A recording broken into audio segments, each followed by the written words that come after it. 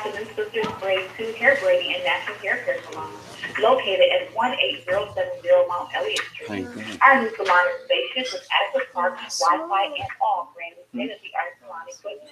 Come meet your local hair braiders and natural hair care specialists, and check out our many hair care services such as hair treatment, box braids, cornrows, tree braids, Havana splits, children's braids, natural splits, lock extensions, kinky splits, goddess locks, updos, wool weaves, and more. Please feel free to visit us on the web at www.sistersbraid2.com or call 313-826-0498. Here at Sisters Braid 2, we offer exceptional care for exceptional hair. We look forward to seeing you. Sisters Braid 2 is a proud recipient of the Unity and Rebuilding Fund. Now you can watch WHBR TV 33 on Fire Stick. Get all of your favorites. Stay informed. Don't miss a minute of your favorite talk show. Call, text, tweet, post. WHBR TV 33 is worldwide on Fire Stick. For more information, go to FirestickTVNetwork.com or call us at 313-868-6612. WHBR TV 33, a Watkins Broadcasting Company. We would like to invite you to help support the efforts of the Unity and Rebuilding Fund. Visit the website at www.unityandrebuildingfund.com. That's www.unityandrebuildingfund.com. We often hear how unique what we just feel like this. We're actually doing. You can make online donations and click on links to track the progress. Unity and Rebuilding Fund. And for more information, 313-868-0000, the local number. Again, 313-868-0000. Support the Unity and Rebuilding Fund. A new nation of Islam in coalition with WHBR presents Savior's Day. Sunday, February 24th, inside the Urban Studio, 150 Street in Island Park. Doors open at 2 p.m. Join the Son of Man on Savior's Day. Brothers and sisters, are you tired of reading the Holy Scriptures and not really understanding what is read? And if our the recording has started. This conference is being recorded. Someone may have different views of their own. Then let's talk to one another. Let's reason with one another. On a Scriptural Discussion with the Son of Man. A live broadcast every Sunday at 12 on TV 33, FM 88.1 WHBR, and Comcast Cable. So why don't you call and let's discuss the Holy Bible? And if you have one, the Holy Quran, and come to an agreement about the Holy Scriptures and their true meaning. So tune in for Scriptural Discussion with the Son of Man every Sunday at 12 noon, right here on TV 33, FM 88.1 WHBR, and Comcast Cable. You can call in live on the air at area code 868-4336, 868-0342, and 868-0351. Of course, the area code 3. That's 313-868-4336, 868-0342, and 868-0351. And now let's go live. Scriptural Discussion, the Son of Man.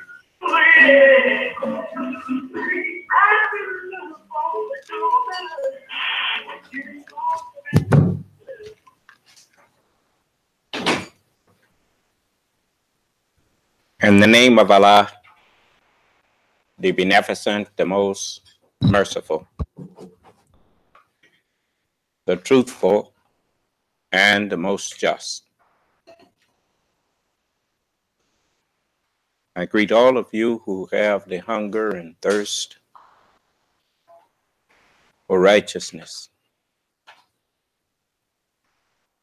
I greet you with the greeting words of peace.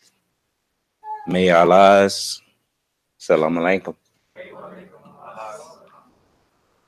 We want to give those who have heard us teach something that they disagree with. We want to afford you the opportunity to express the disagreement.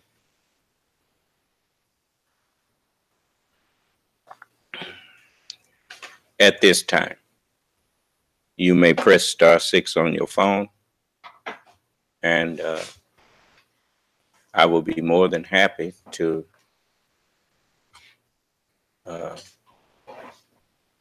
indulge you in constructive conversation as to why you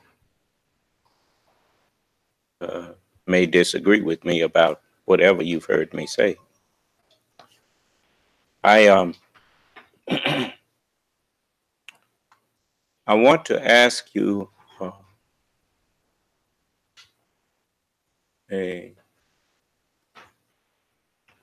few questions myself. It is not that it's just like I've told you that I'm the Son of Man.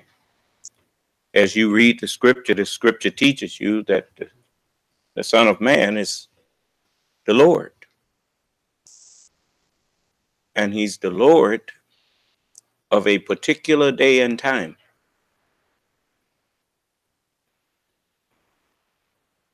You cannot take back what I've heard so many of you say from time to time, even as I was growing up. I used to hear old people say, well, we living in the last days. They didn't realize they were saying they are living in the Sabbath day. The Sabbath day is the last day. And so if you believed you was living in the last days, then you know that you are in the day that the Son of Man is supposed to be somewhere. Now, if I'm not the Son of Man, tell me who is. He's free to introduce himself. And as I'm doing, since Allah is the best knower, the scripture says, argue with them in the best manner. Then it don't get no better than to open up the scriptures and put forth your argument based on the best knowledge.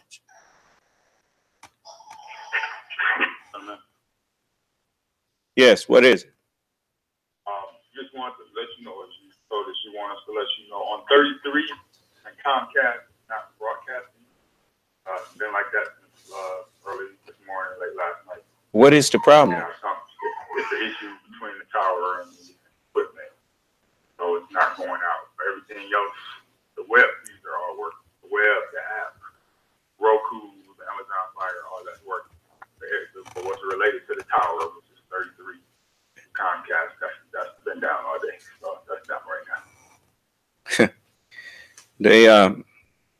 Is the transmitter transmitting?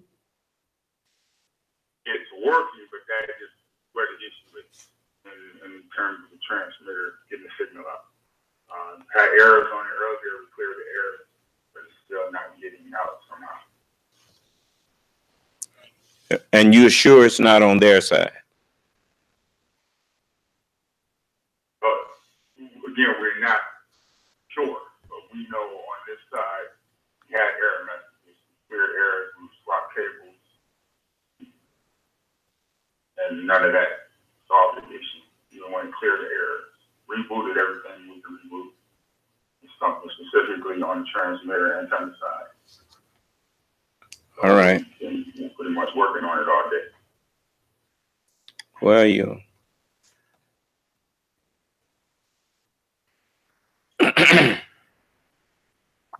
But again, all viewers that view via Roku and Amazon and the web and all of that, they're still viewing right now. So if the TV only viewers. So if people have Roku, they're getting it. Yes, sir. They have a mobile app. They have Amazon. Even if they're on a computer and go on TV33WHPR.com, most of our out-of-town viewers, they're watching. All right. But those who were used to watching on Comcast and 33, that's what's down right now. Okay. Well, I want all of you to remember that the best knowledge, the best understanding of anything is always with the best knower.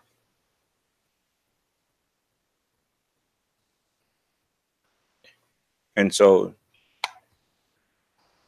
when it comes to the Word of God,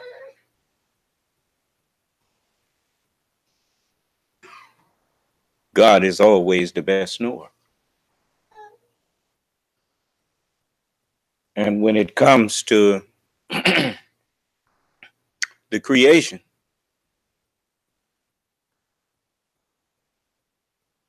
you always check with the best knower before you go with anybody else to see what Allah said about that particular thing. Do you understand? It's just like people telling you and me we need 3 meals a day. Well, the best knower said eat 1 meal a day, and then after you get used to that, go to 1 meal every other day. And he said if you go 1 meal every 3 days, you won't ever get sick. And now that's from the best knower. Of course, he also said, go back to the earth and grow your food. Because the people have become so commercial that they are not as interested in growing healthy food as they are in growing large quantities of something that you can get by eating. And even that, they put a cap on how much you can sue people for. So it's just a mess. We're being poisoned. But don't worry. Same one that made us made the poison. And he promised to fix them who would plan our death.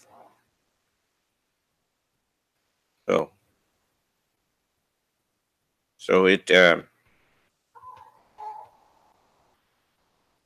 you at that day and time now. I want to say to those who are listening who are over in Israel, I got some news today that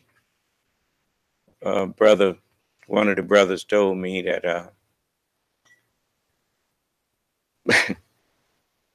Minister Farrakhan's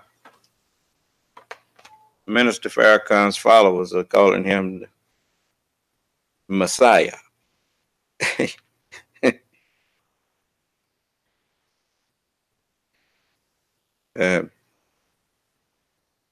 This was the Messiah, Minister Farrakhan.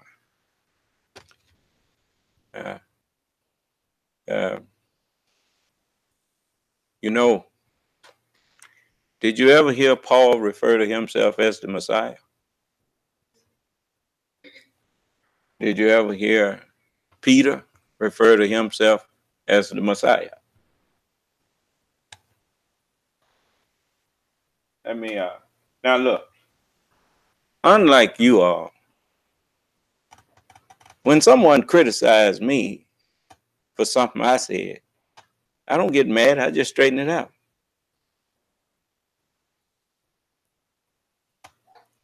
What you get wind in your jaws for when somebody talk about you and criticize something you saying? Why don't you come in here and straighten it out? Now, the reason I said that is because this is the same man who called himself Peter and called himself Paul. Thank you, baby. I ain't lying on him. I'm truthing on him. And I got the evidence in. Did he say to take my place? What is your place, Elijah? I am the Jesus to this people. Take my place, Peter. Take my place, Paul. Now, I defy you to go in there and show me where Jesus told any one of them to take his place.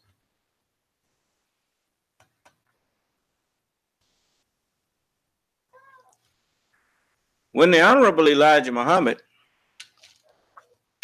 set Minister Farrakhan in his seat, he told him, he called him out there in front of everybody.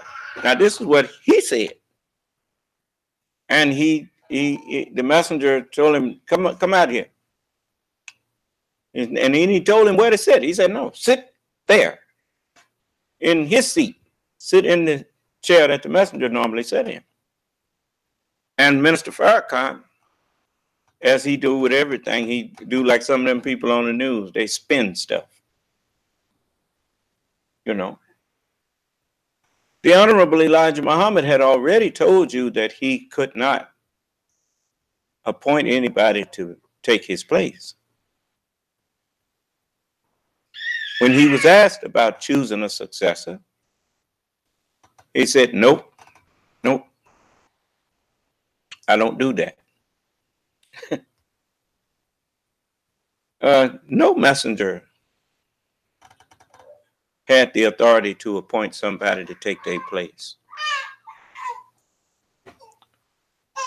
The God is the only one who appoints a representative for himself. Do you understand? And the Honorable Elijah Muhammad, he told the whole Minister Farrakhan was sitting there listening. The messenger told him, he said, ain't nobody coming behind me but God. I better tell you that. How many times I done played that for you? Now where y'all get off out here calling Minister Farrakhan the Messiah?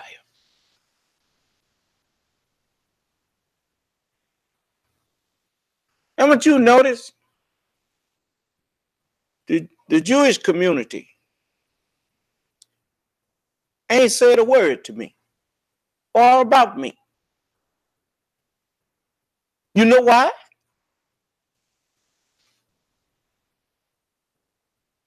Because I'm the Son of Man.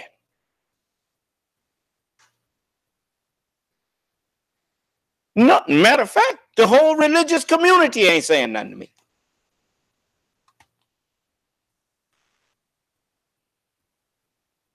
You know why? Because they're scared.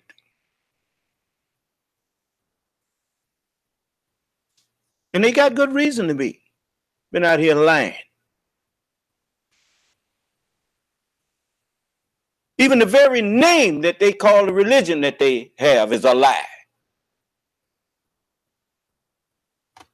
Rabbi Miller admitted that God ain't said no religion called Judaism. He admitted it. He didn't have no choice. Because I told him. Because if he'd have said, yes, he did, I said, show it to me. You know, that put out, I remember the messenger talked about all these people talking about, well, you going to come back after you did. Jesus came back. The messenger said one or two words to stop that kind of talk, son of man. Tell him to show him to you. Just tell him to show him to you. All these religions you got. Show me where any of them was mentioned by a prophet as to be his religion.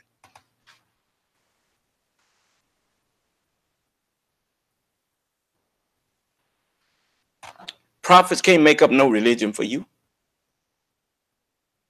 Religion belongs to one person, and that's God. And his religion have never changed. His religion has always been and will always be entire submission to his will.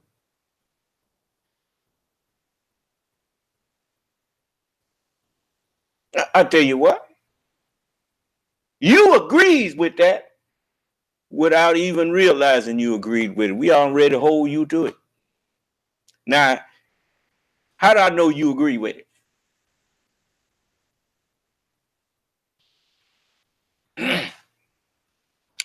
How many of y'all didn't have no mama?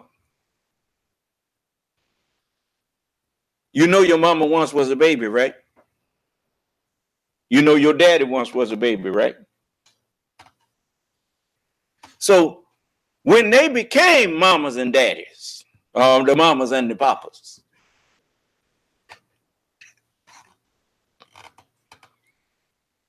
when they told you to do something, did they mean do part of it? Or did they say, did you do it? How come you didn't do what I said? Well, I did part of it. What did they say? I'm going to teach you to obey me. Is that right? So they believe in entire submission to the will of the one that's in charge, to the one that brought you here.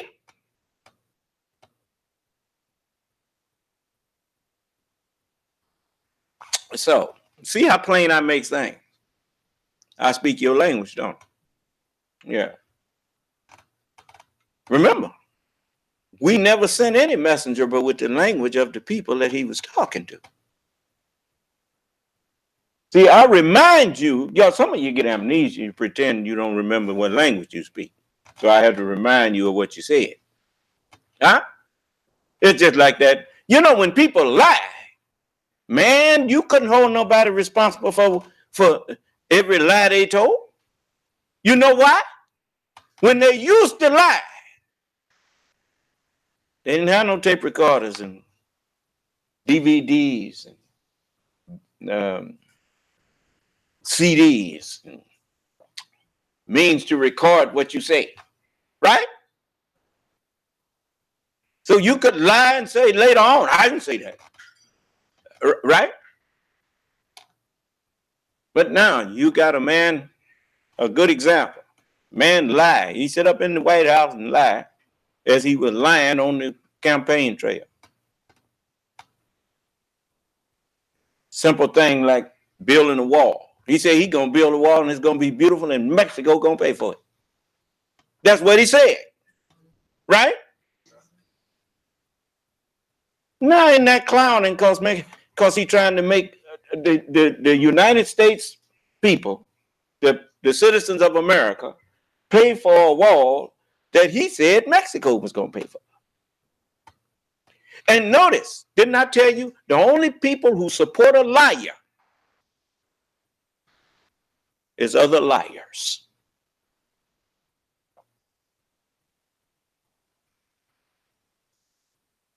You see? See, you got to know why the end is here. Let me tell you something. You know, as you finding out now, what I tried to tell you back in 2016 when they was talking about running him for president. I told you don't want to elect him. That man don't care nothing about this country. I told you that. I told you, I've seen this kind of action. I done seen him before in black skin. I saw people just like him.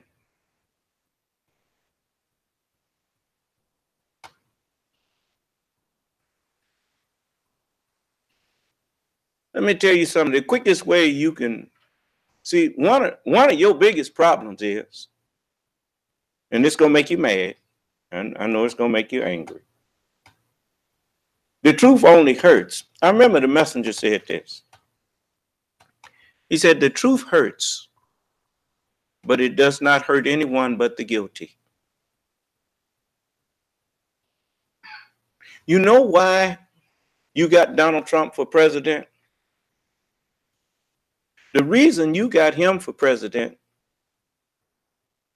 that he don't care about this country and you couldn't recognize it, is because you haven't ever really cared about it. And it's not so much as even the country. If you had ever cared about anybody, you can recognize when you're looking at somebody who does not exhibit the actions of a person that cares.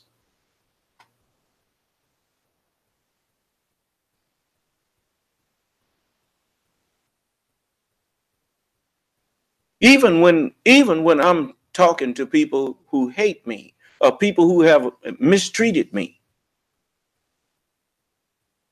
they don't come away thinking that I don't care nothing about them.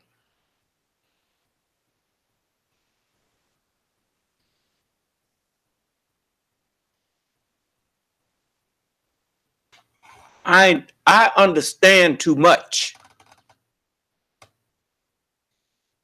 to walk around here hating flesh.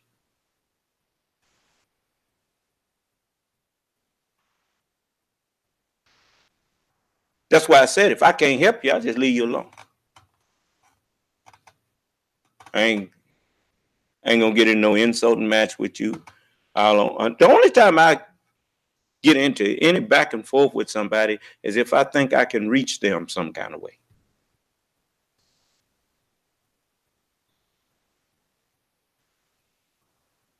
But just to be going back and forth with somebody, I'm not into that. You know, when I see you ain't paying me no attention, I leave you alone.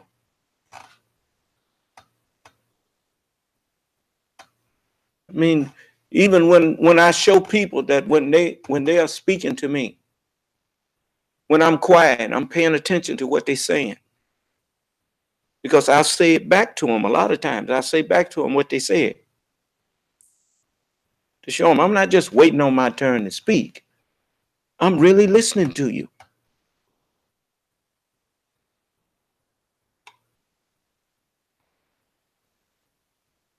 Hoping that will show them what they should do when they are quiet. How you going to come to any kind of equitable agreement with anybody if you're in a conversation and you're not paying the other person any attention of anything they're saying?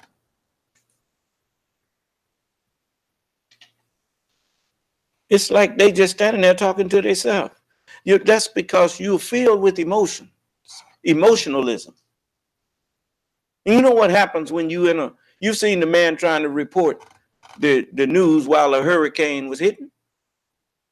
And a lot of times he go to say something and the wind be so high and the rain be so high, and they'll say, well, we'll cut back to him later because we can't hear him. Huh? That's strong winds, strong emotions cloud good judgment. That's why a judge that's angry with a litigant, if he finds himself or she finds themselves angry with a litigant, they need to call a recess. And if they can't calm themselves down and remember what their job is, they need to recuse themselves.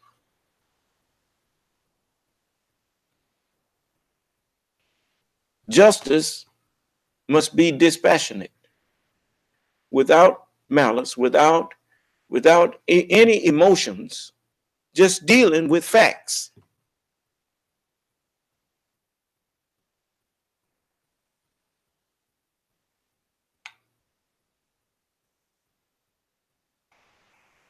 So, that's why when people, some people are with me now that used to think they hated me.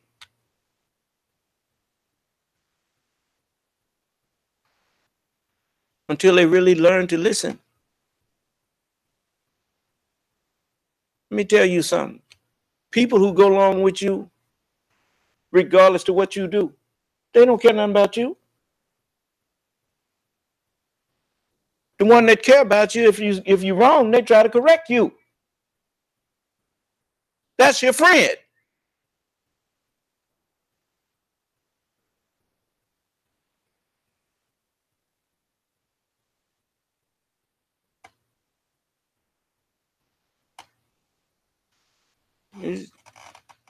You got these sycophants.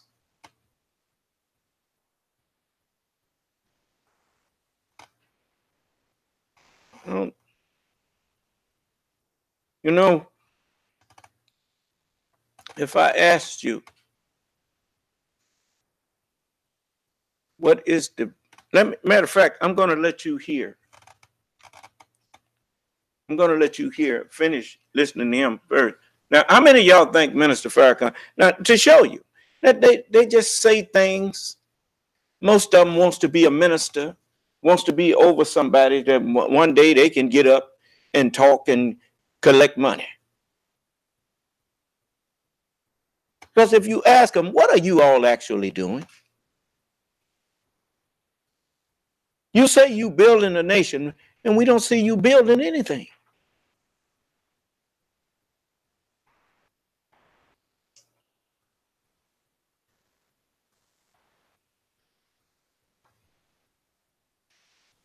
Got going around the country getting buildings so you can have a meeting there, so you can pass a collection plate. That's not what we are about.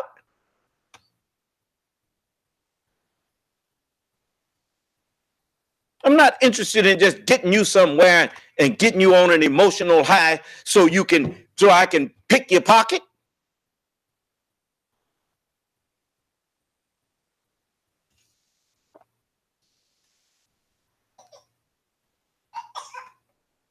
My greatest desire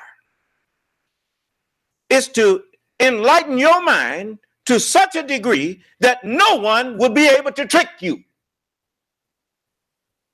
In a world full of con men and women,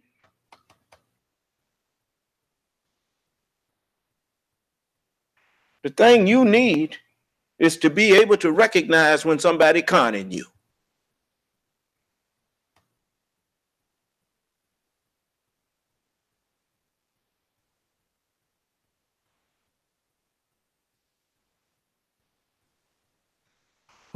Why did you can say what you want simply because I have sense enough to recognize that if God made a man a ruler and put me under him,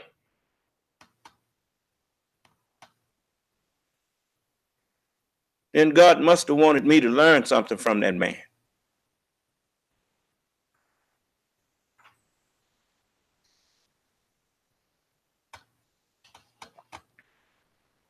You know, when I first when my mother and them first made me go to school, I didn't want to go. And this lady named Miss Dolly, my mother asked her to drop me off at school. And she gave me a banana to try to calm me down because I was crying. And I threw the banana out the window. Well, I remember this.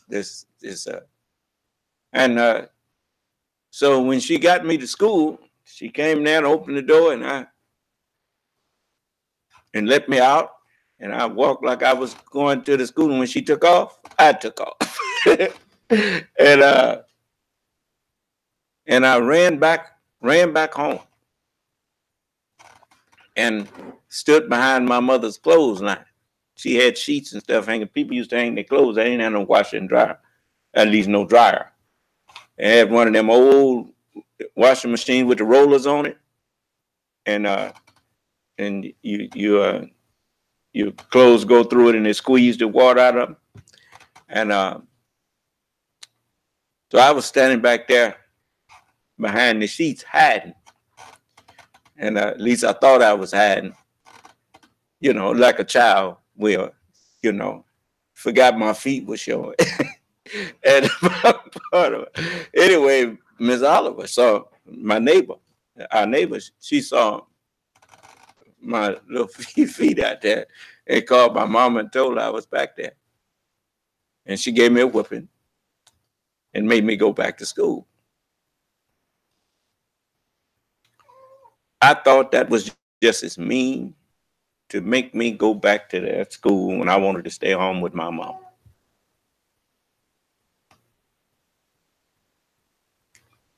But she made me go because them people had something there that she wanted me to learn. God made us get up under these people because they had something that he wanted us to learn.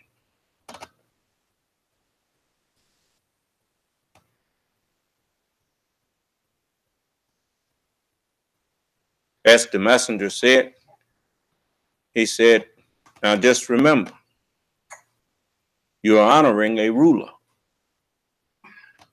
Huh? As long as they are in power to rule, then honor and respect the man. So as I studied that quelled a lot of my emotions about white people and made me start paying more attention to white people and what they are doing as rulers. And I'm so glad he made me pay attention.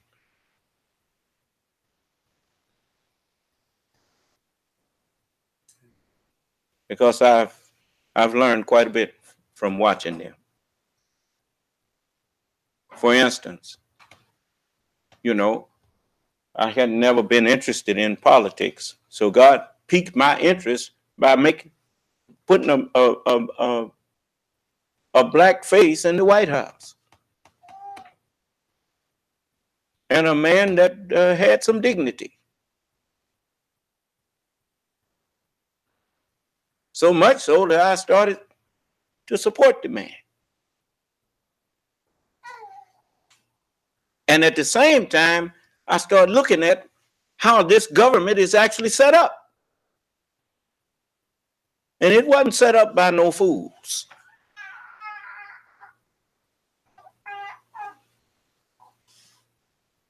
As the messenger said, he's not a fool in wisdom. He said, don't worry about it. He ain't no fool. Not when it comes to knowing how to rule. You can't be a fool when God is guiding you. He might have been a caveman before God guided him, but he been ruling. And I used to wonder. Now I don't wonder no more because a lot of them made me understand. The State of the Union. Every year. And their founding fathers made it into law that once a year, I think they say once a year, the president is supposed to give a address to the Congress about the State of the Union.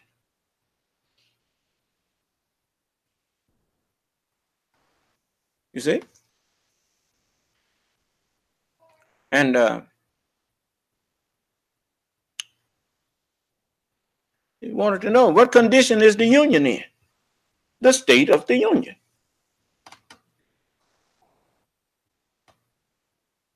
That title tells you something about the job of the president.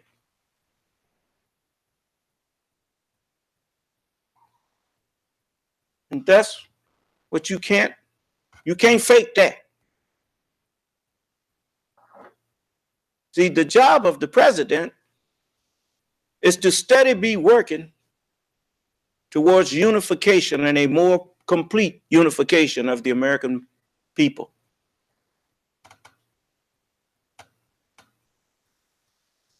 Now, since you've taken office, since it's in his purview now. It's in his job description to fulfill that preamble. We, the people of the United States, in order to form a more perfect, complete union of ourselves. Now, have you been working towards that goal or against it? Every president's supposed to work towards a more perfect union. Why make a report to Congress? Because they are the lawmaking bodies.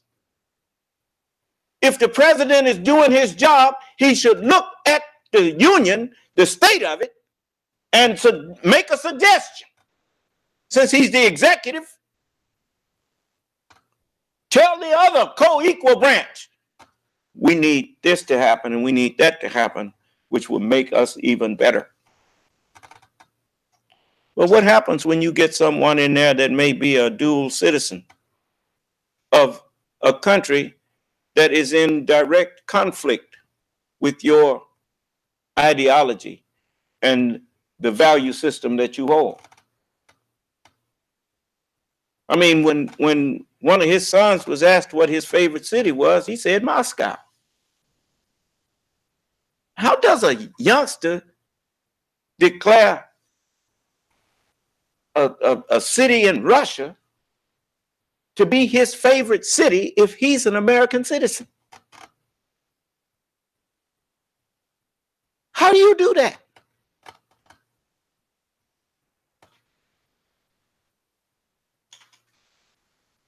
Oh, I got good memory for things that I need to remember. You can't judge if you don't have no good memory. You can't make judgments without a good memory. You're going to forget the evidence.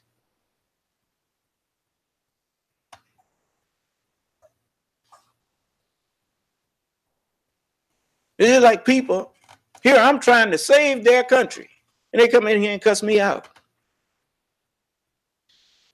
And a man doing what he said he was going to do, it's just like, generally, the stuff that he doing is stuff that people do behind closed doors. But he doing it out in the open and they don't know what to do about it. At least that's what they say. They don't know what to do about it.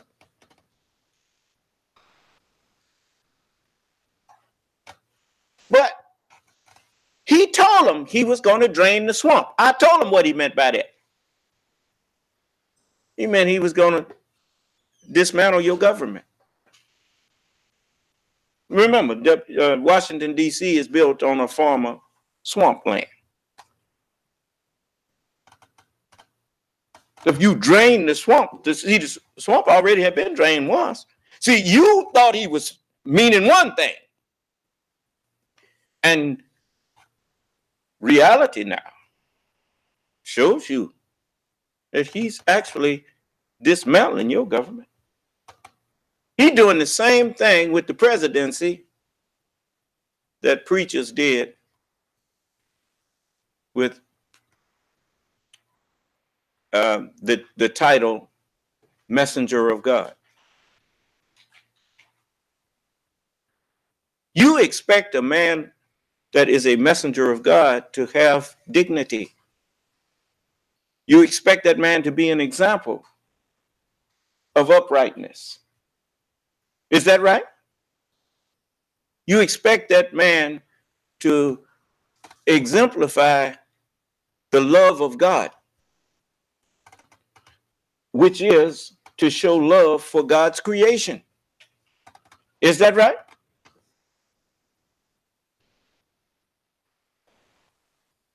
Look how the people who call themselves representatives of God have trashed that title now. Until they stop calling preachers reverend and showing honor to them, they just call them Rev. Is that right? And then now to say you a preacher don't mean nothing to nobody. Huh? A man of the cloth. Said, look, man, I don't want it. That's what people say. I don't want to hear that. He ain't about nothing. Ain't none of them reverends no good. All of them a bunch of pimps, hustlers. Right? And you ain't far from wrong. Jesus said it. All that ever came before me are what? Thieves and robbers. Will a man rob God? Yeah. So, look what Donald Trump has done to the presidency, to that office.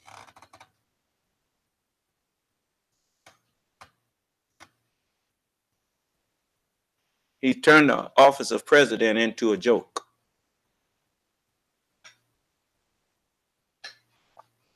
And you helped him do it because you let him.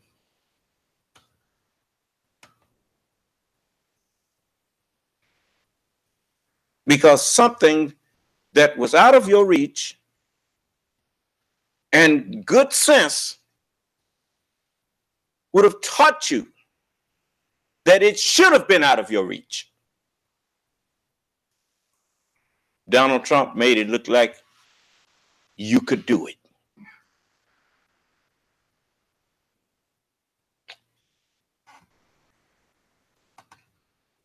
And so now you got all these people talking about running for president when good sense would dictate to you that you don't need nobody else holding that office that has no background to show that they understand governing and whatnot. Now is the time to find someone with experience. That's why I said Joseph Biden. You know he's been experienced at it. You have seen him in action. You passed up experience once and got somebody talking about you don't want no politician. Well, if you don't want no politician, then you need to do away with your political system. But if you're going to have a political system, good sense says get a politician to get in there. You're going to tell me you want a boxing ring, you want the sport of boxing, but you don't want no boxer to go in there. Do you realize how crazy you sound?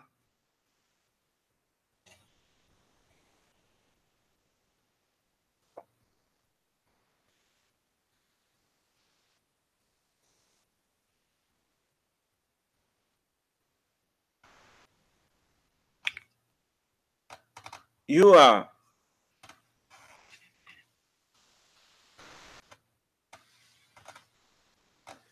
if you want to restore the dignity that once went with that office,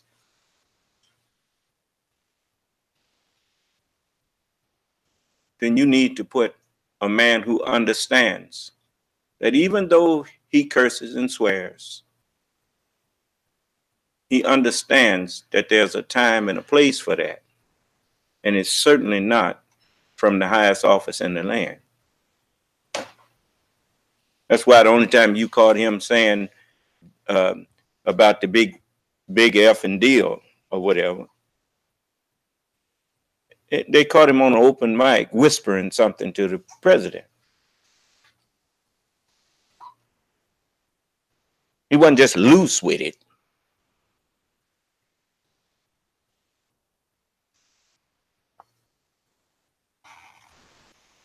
Which means the man has scruples. The man understands the language that one must, the control of the tongue. They called him a loose cannon. They used to call him a loose cannon. But when he was vice president, how many times did he actually, other than when they was slipping around with a microphone somewhere and just caught him whispering something to the president. How many times did he get out there with his mouth embarrassing the president? I can't think of any.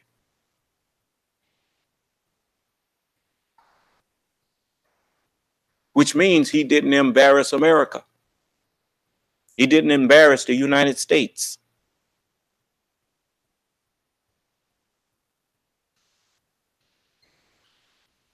That takes control. That takes knowing that you might want to say this or want to say that, but you know that from that office, you cannot.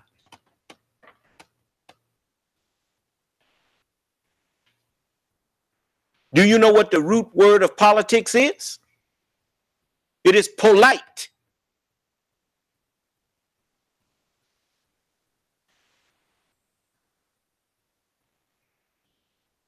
That's what keeps, if you want to help keep your country safe, you need leadership that understands, speak softly, and carry a big stick. Speak politely. You can still get your point across without making a person have to show that they ain't scared of you. Anytime you get on the national and international stage and you rob another head of state out of his dignity, you starting a war whether you realize it or not. Because now you put him in a position where you have to save face.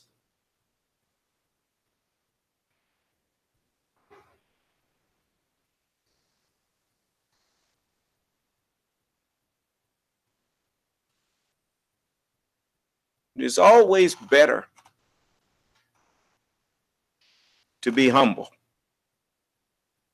You can be humble and still command authority.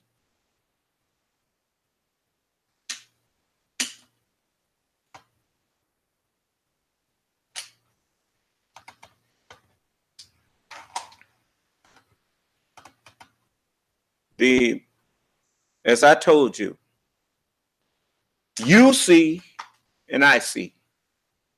We all see it and just don't want to say nothing. White people are not ready to have black people running their country and representing their country from the office of president. Even though they accepted President Obama for two terms. The majority of them, you know, in their heart, even if, and when I say majority, most of them wasn't totally with that. That's why you saw that when the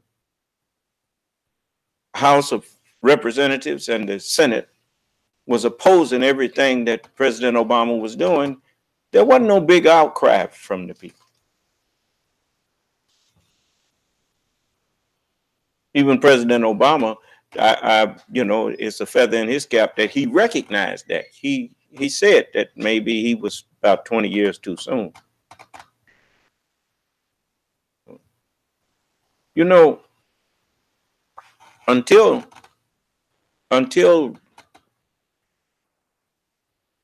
people understand,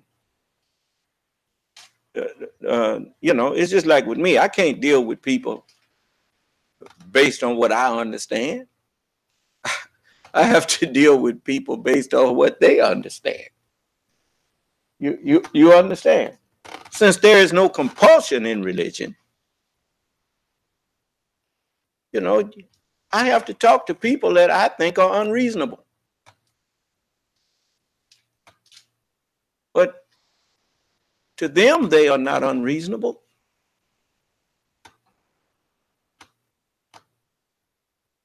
If a person truly believes in that they are right even if they are 100% wrong, if they truly believe that they are right, then they are acting on their perception of the truth. If their perception is wrong, what do you do when you can't make out what something is? You put some more light on it. Is that right? If you just tell somebody, no, that's not what that is. Okay, you saying that wrong. You let me show you. And then you add some more light. Now look at it now. Then they can say, oh yeah, I can see now. My vision was kind of blurred. I see that now.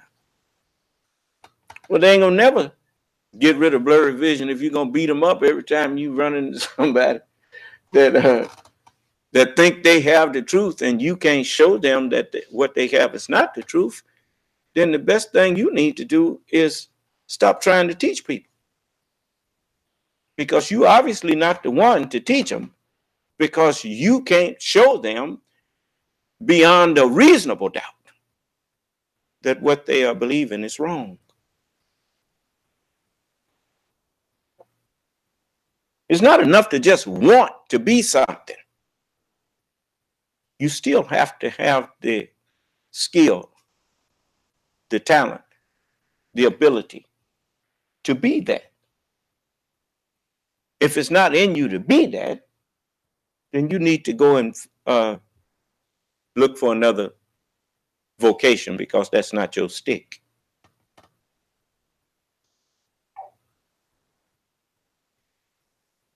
Haven't you noticed how easy it is for me to talk to people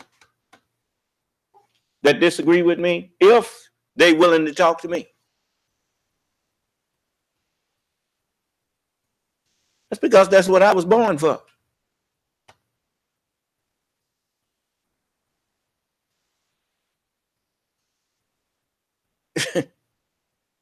I'm doing what comes natural for me. It's just like people heard the messenger say that Islam is the black man's nature. And they thought that meant that all black people have the nature to submit to God.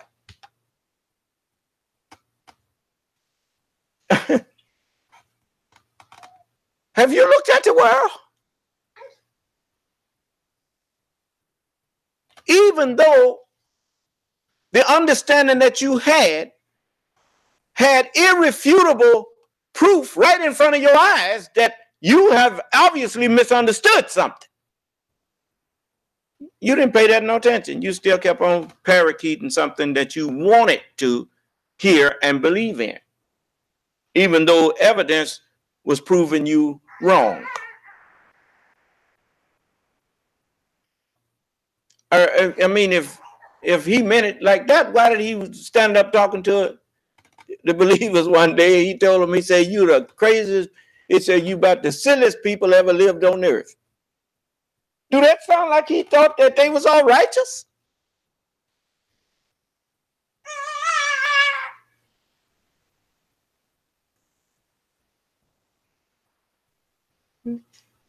Everybody on the planet is Muslim, but you have to qualify that, because everybody submits to a truth, whether it's the truth of how to be a fool, or the truth of how to be a wise man, the truth of how to be a scientist, or the truth of how to be a wino.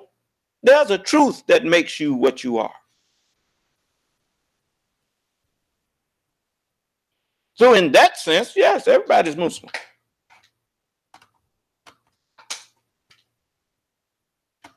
But the prophets prophesied of a time and what they looked for. We look for a new heaven and a new earth wherein there dwelleth nothing but righteousness. Well, you better find the truth of righteousness then, if you plan on being here. Seek first the kingdom of God, and whose righteousness? his righteousness. Then all of these other truths of how to be engineers and doctors and whatever that world will need, that'll be added to you. Well, you know what a foundation is. A foundation by nature is that which has to be laid first. It's always first. And then you add the structure to it. Seek first the kingdom of God and his righteousness. If you don't have a foundation in righteousness, you ain't going to have to worry about it because you ain't going to be here. Do you understand? Okay.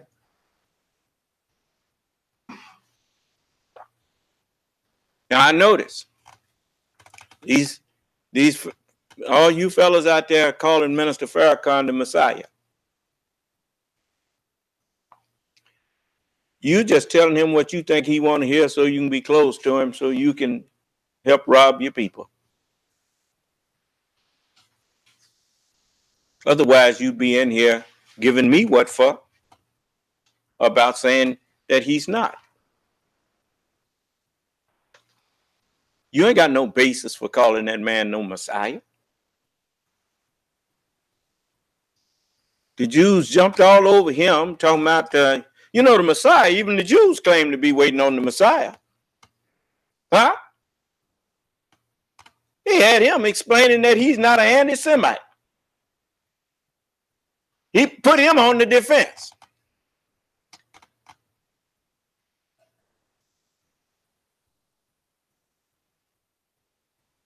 And anybody that this world, when he speaks, this world can put him on the defensive. He ain't nobody from God. He's somebody who has put himself out there trying to put himself in the place of God. When the last time you heard somebody put me on the defensive for something I said? When? Oh, the brothers can tell you when. When they was at Grambling and Alcorn and some of them meetings I used to have up there. Oh yeah, people put me on the defensive. But Allah said that. He said they desire to put out the light of Allah with their mouths. But Allah will allow naught save the perfection of his light. Huh? Allah said, when I have made him complete, when I have made him perfect, then fall down and make obeisance to him.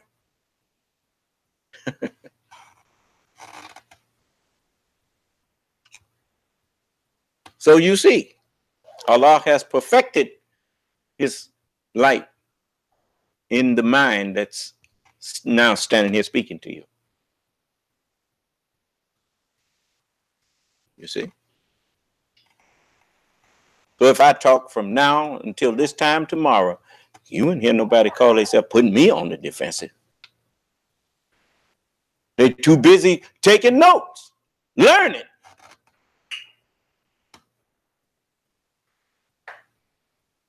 Haven't you read? He that's from above is above all. Certainly I understand what it takes to be the president of the United States. And it's not a job that just anybody can fill. Because to start off with, you got to really care about the United States of America.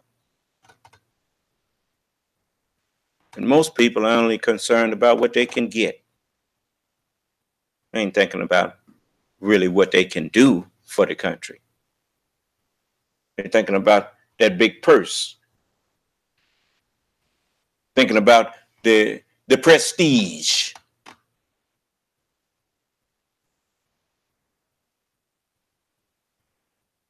But I was looking at here a man, his son was in the military. He came from a military family. Joseph Biden. The man been serving this country. He dedicated his life to the service of his country.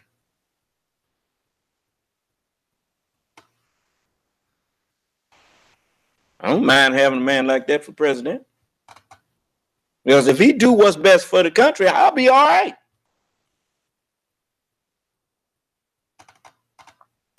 Yeah, that's what people didn't understand. You, my people, who still, you call yourself black, but you still think like Negroes. You wanted President Obama to get in there and become an activist. You didn't make the demands on them white presidents that you was trying to make on him. It's very unjust. That office is not such that you can get in there and just do what you please. You must do what's best for the nation. Certainly you're not going to be able to please everybody, because everybody don't care what's best for the nation. But even with them, you know that if you do what's best for the nation, even them, they going to be all right, even if they ain't got sense enough to appreciate what you did.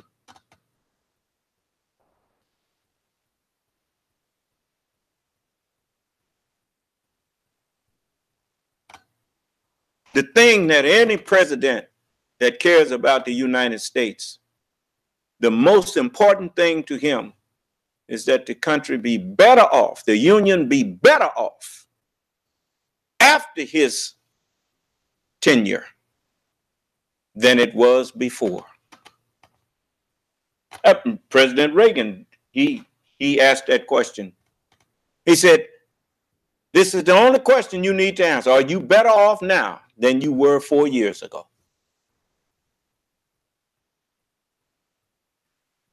Huh?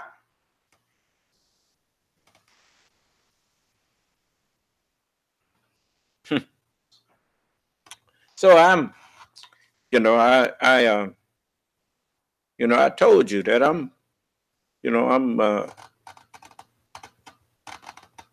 I'm doing unto others as I would have others do unto me. If this was my country, I would hope someone would be trying to stop it from being pulled apart.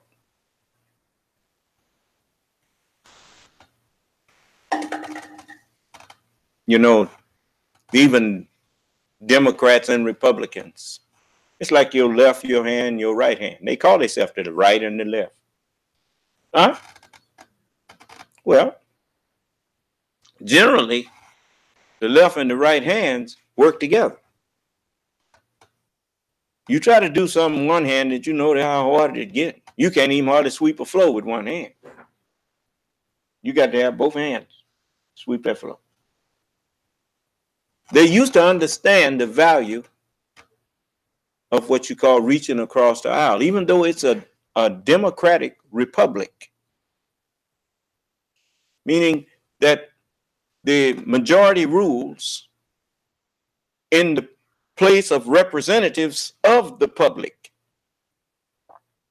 The Senate is a place where the public is represented by representatives. That's where democracy is practiced in its true form. And in the House of Representatives, that is the place where democracy is practiced. The ones who have the majority, they get to rule. They get to make the rules. But they used to do it like you do when you sweeping on the floor. Even though your right hand may be stronger, some people's left hand is stronger. That's what happens sometimes. Right? But you still work with that weaker hand. Do you understand? They used to call that reaching across the aisle. But when you want to destroy a house,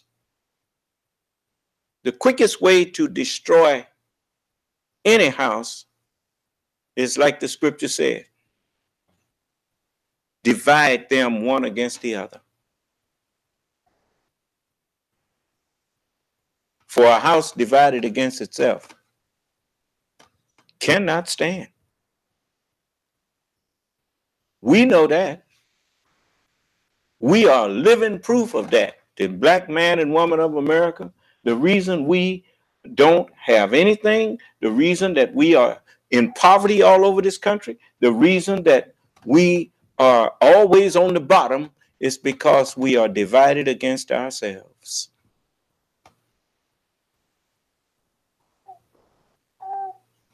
Every leader that you have is another divisive figure.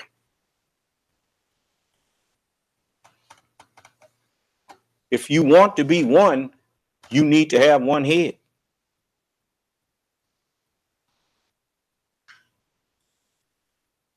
And as long as you have, if you have 50,000 heads, that's how divided you are. You are divided into 50,000 pieces.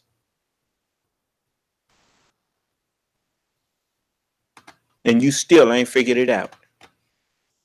Even though, and now the ones who figured it out, they done lost their way.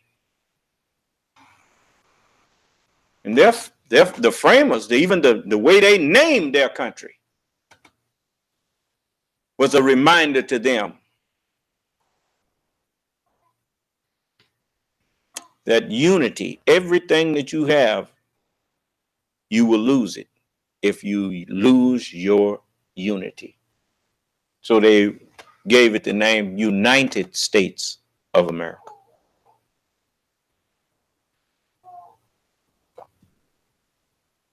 So I told you, I don't need to destroy the United States in order to get us up. I would much rather keep America, keep the United States around, just purify her.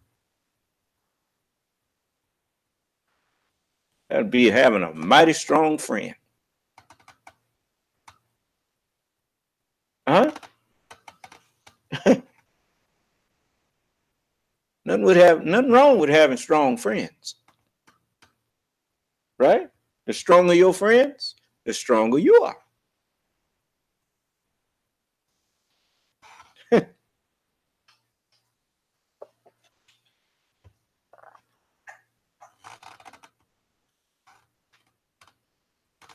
So let us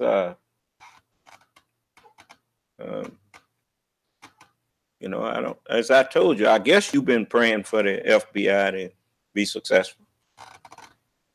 I sure have. And because they don't do witch hunts.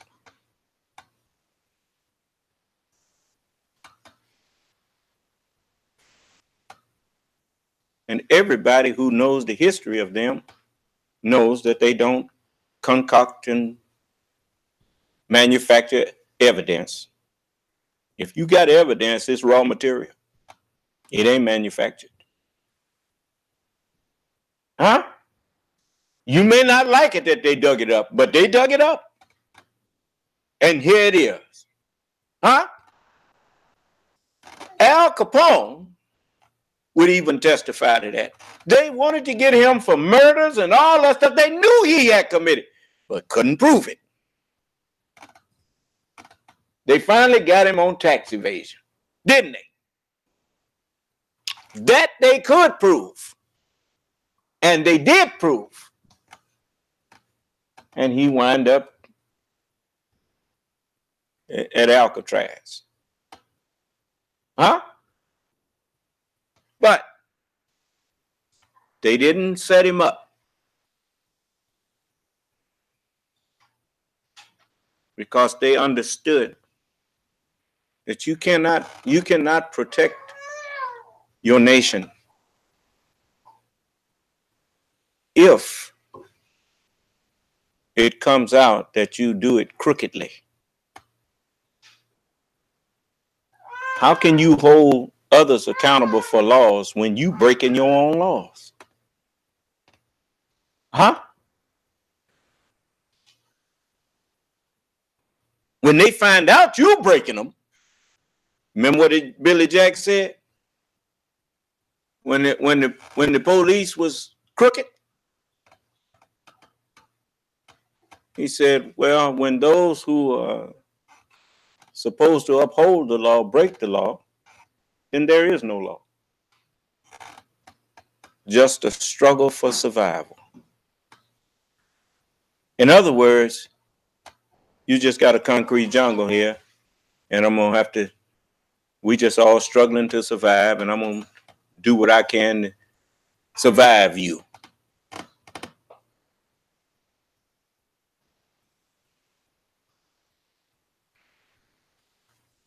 So, I want you to remember,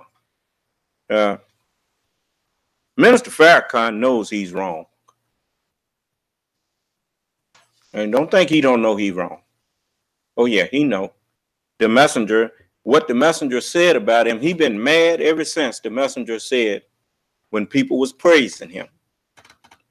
And the messenger said, yes, he's very well known, all right, so that when he turns hypocrite on me, the whole world will see him. He never got over that. You see, that's the proof that I'm giving you that he didn't believe that that was God's messenger.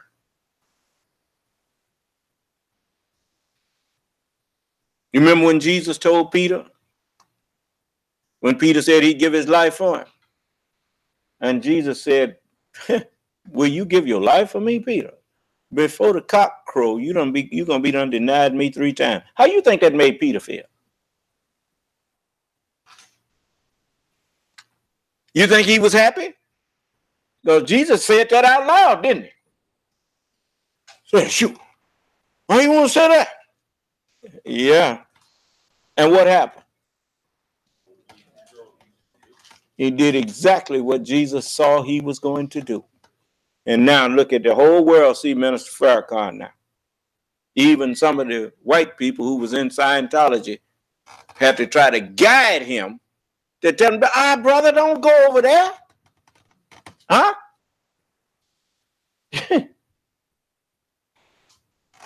He's blind, deaf, and dumb all over again. There was a time when if you had suggested to him that he was going to go follow L. Ron Hubbard or anybody, he'd have told you done lost your mind. And probably would have put the damn word in there. Yeah. But look at him now.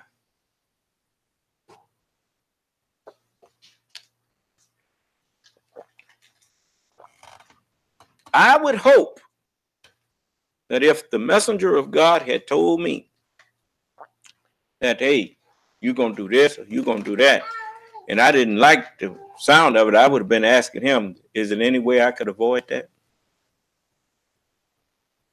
You remember Jesus said, Father, if it be possible, can this cup pass from me? But nevertheless, not my will, but your will be done. Huh? But you have to be humble to do that.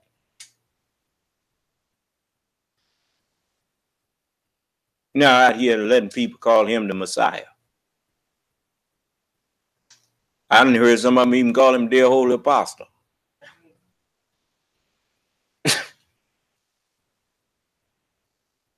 The messenger told them that they wanted his place. He said, many of my young brothers now think that I'm too old.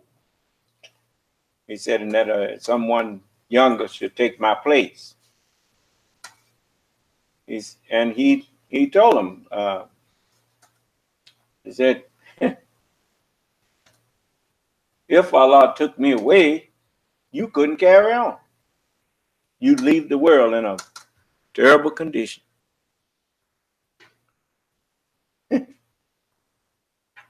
So I'll just stick around.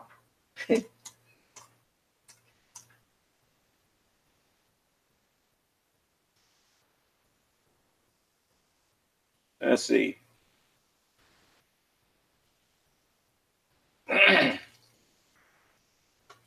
Beg your pardon? A lot of these things, yeah, but I'm trying to figure out what I named it up here.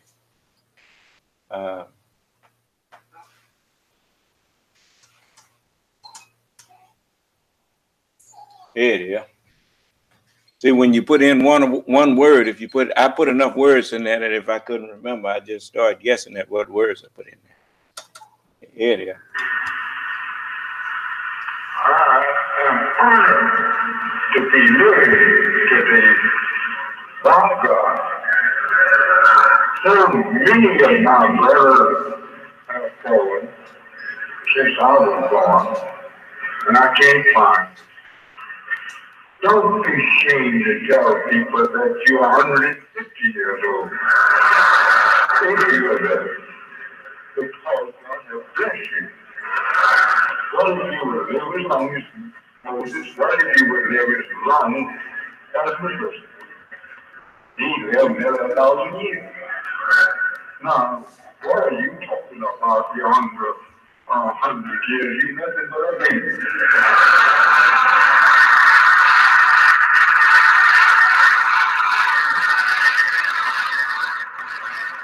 I don't know, some of you may think that you should tell me that you're too old. I want you, young brother, to come up and tell me whether you can master the mission that I'm giving to you from and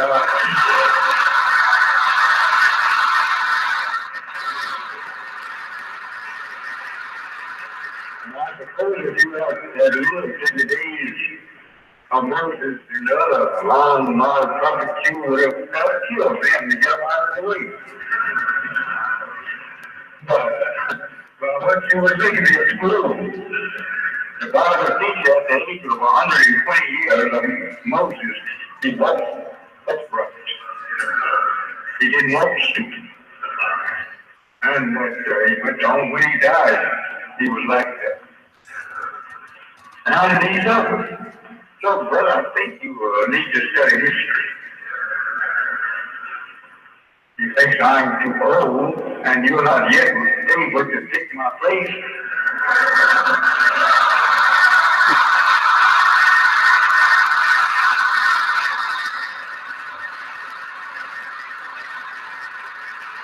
You are in a bad condition, because you wouldn't be able to carry on. So, I'm going to stick around until God takes me away.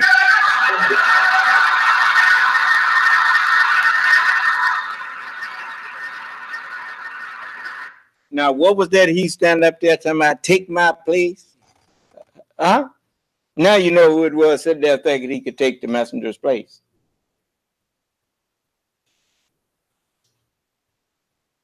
You know, you always got envious and jealous, little sick hearts people that think that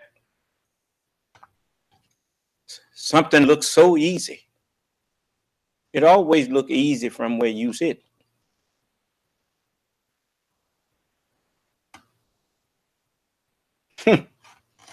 Being president looked easy.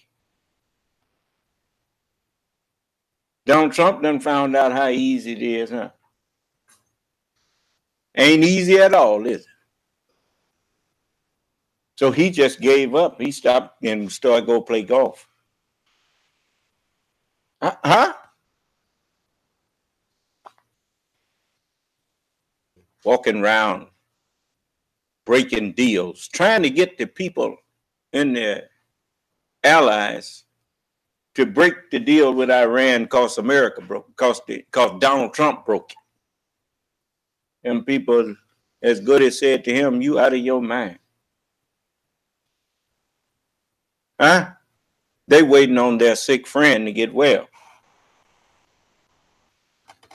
They know that America's sick right now. And if America is to be healed,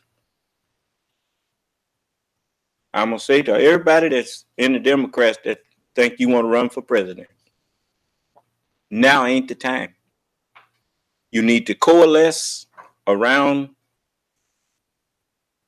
former Vice President Joseph Biden, if you can convince him to run, and tell him to go on in there and restore the broken relationships, because they know you. You know them. Put things back like they belong.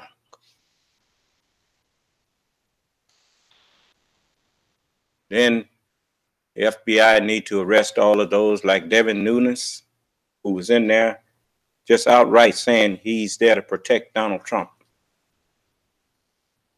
No, you're not supposed to be there to protect Donald Trump. You're supposed to be there to protect the United States of America.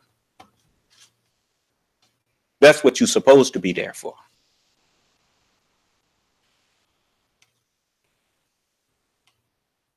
Yes, I got that on tape. Just a moment.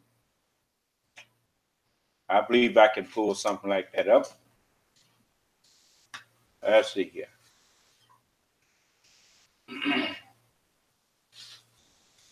Yes. Give me a minute.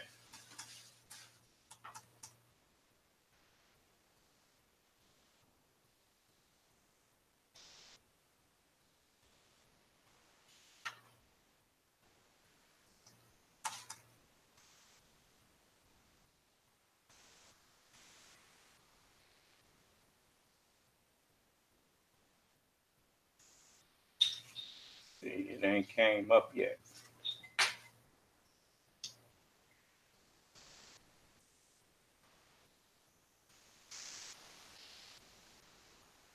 Just give me a minute.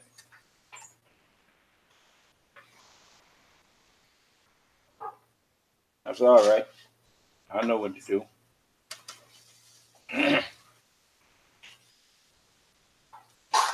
Amidst the talk of sanctioning Russia, there of course remains the ongoing probe into that country's interference in the 2016 election. And last night, we got a fairly unique look at just how political that investigation has become. MSNBC acquired a secret recording of House Intel Chairman, Republican Devin Nunes, discussing the Russia probe at a fundraiser. The such conversation more for the president. We're the only one, which is really the danger. That's why I'm taking the second, by the way. I mean, we have to keep all these. We have to keep the majority. If we do not keep the majority, all of this goes away. I'm joined now by our Capitol Hill correspondent, Lisa Desjardins. Lisa, He said, if we don't keep the majority, all this goes away. All what goes away? All the crooked stuff they've been doing.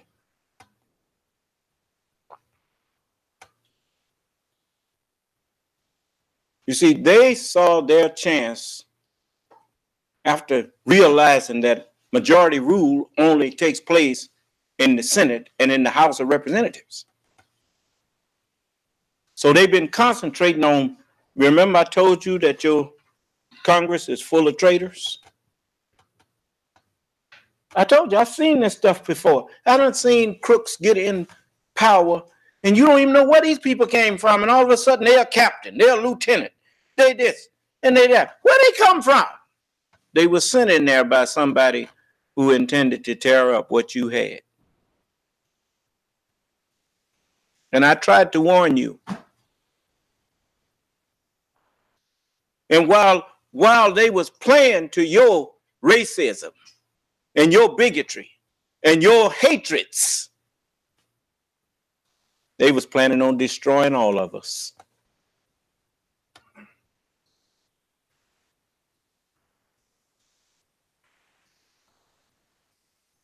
And while you fighting amongst yourselves, your enemies has got their eyes on destroying the whole house. You know how many people, how many enemies America made by standing up for against tyrants, against dictators, against oppression? What you thought them people just just took that laying down.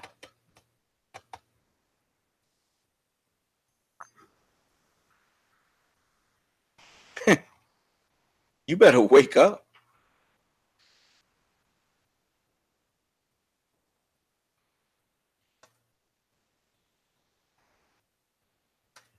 So they there scheming against you and grinning up in your face. Anyway, I told you. And you can go on and get mad at me all you want. But I tried. Now, let me let you hear something else. Now, this young man, Andy McCabe, he's spilling it now that he's no longer restrained because of being in the Justice Department. It's certain things he couldn't say. I mean, the president attacking all these FBI agents and FBI servants in the Justice Department, and he knows their hands are tied. They can't get in no argument with him.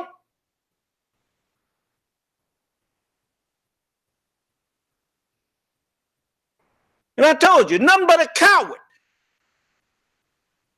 Why are you attacking people that you know cannot fight you back right now?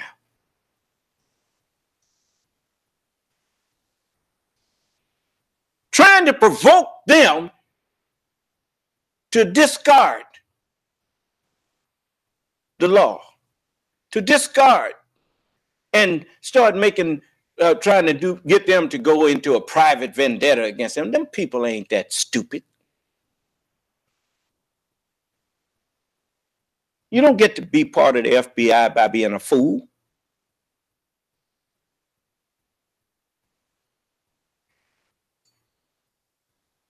You know what they do? They investigate things. In other words, it's kind of like your white cells in your body. They watch everything. They watch the red cell. If it gets corrupt, they fall on it and get it out the way so it don't harm the body.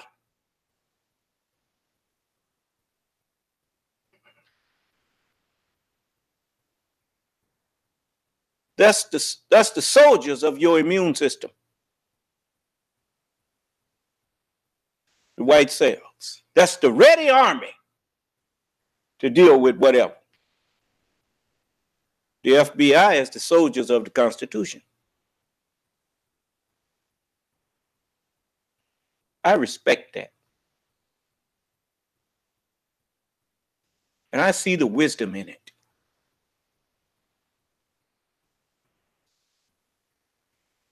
What kind of house you got that you ain't got no way to watch over your house to make sure that it's not infested with termites?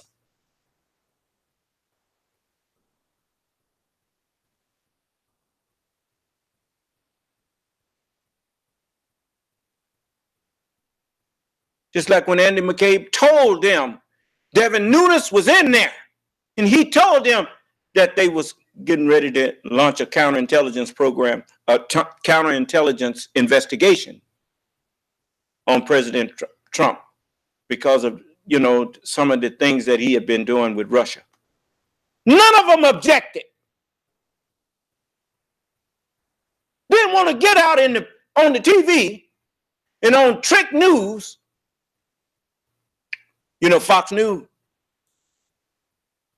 and get out there and try to make it look like the FBI is on some kind of witch hunt. Then how come they didn't tell the acting Attorney General, Mr. Andy McCabe, that when he told them that the FBI had launched and was launching a counterintelligence investigation to look into the Trump association with Russia? Let me let you see this.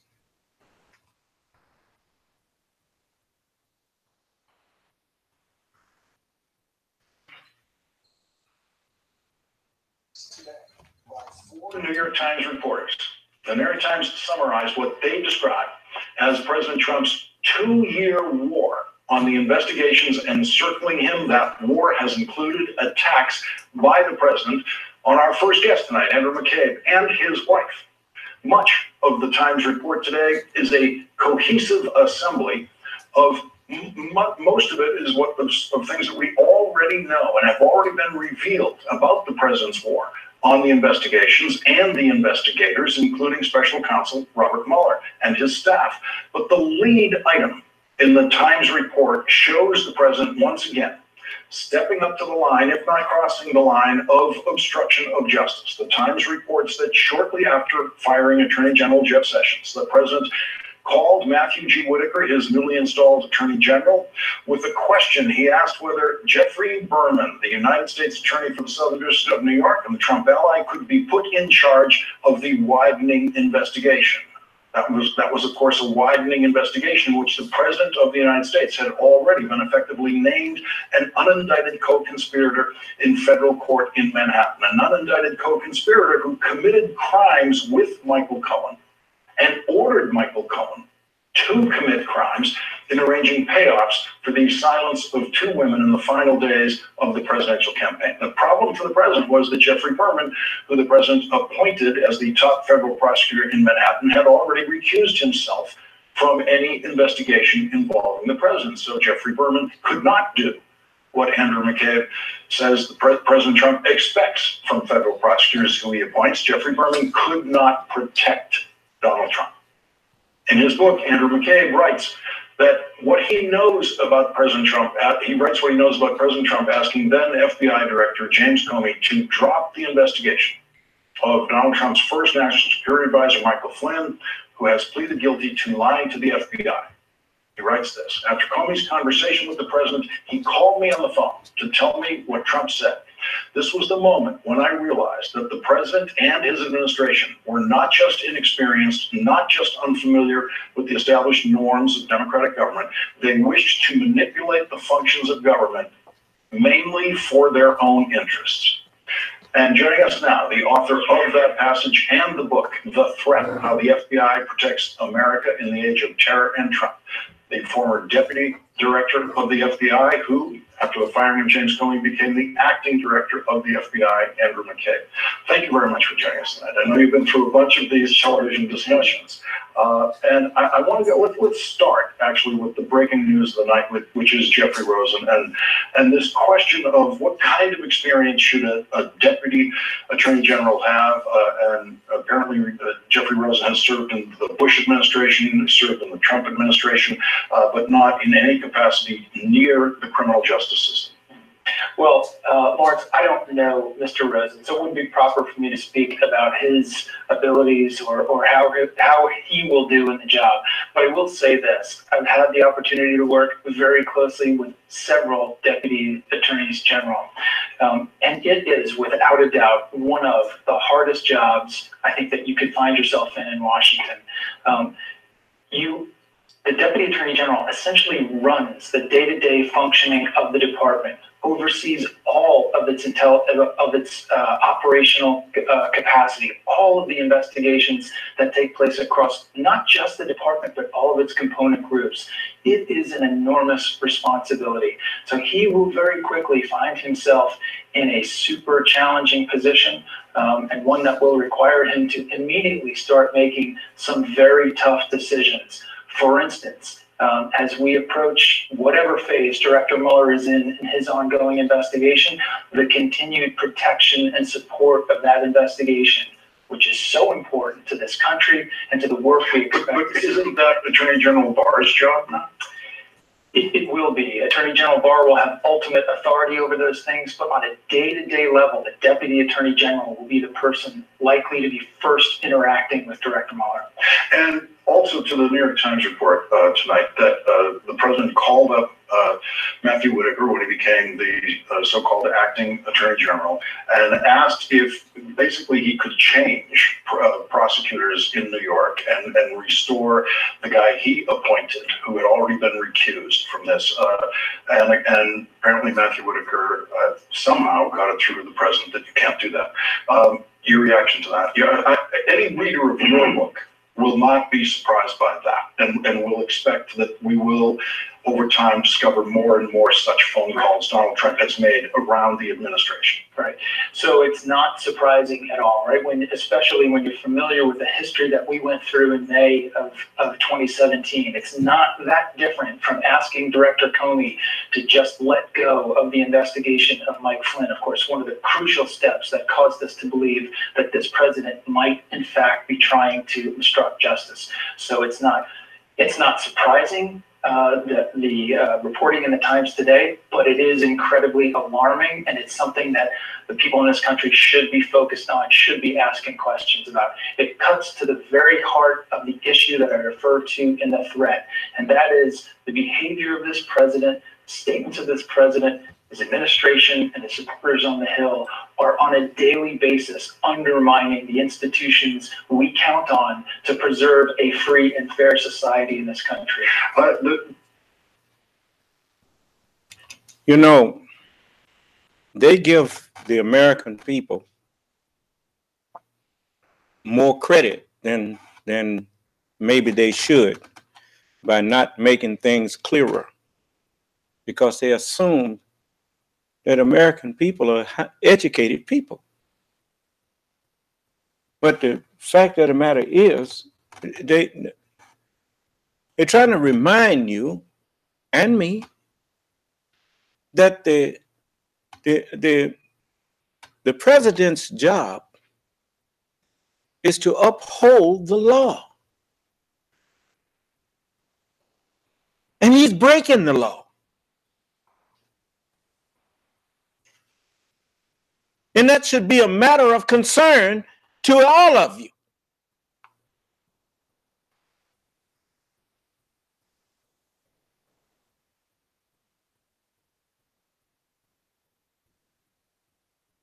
You helping to burn down your own house.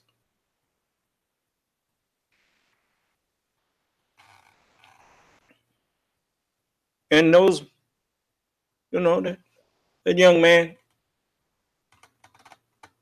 he haven't turned on his country.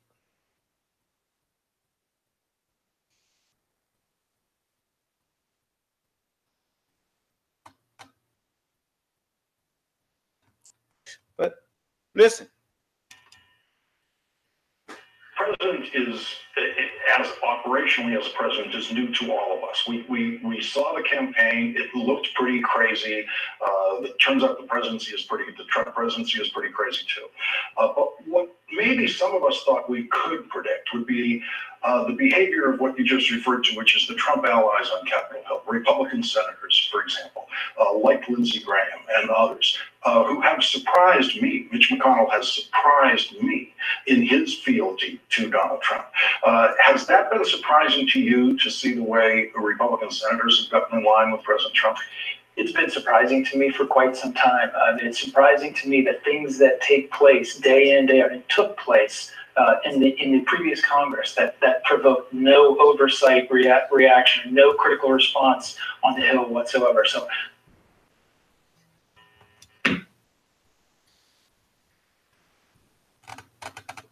it surprised them because temporarily they put their trust in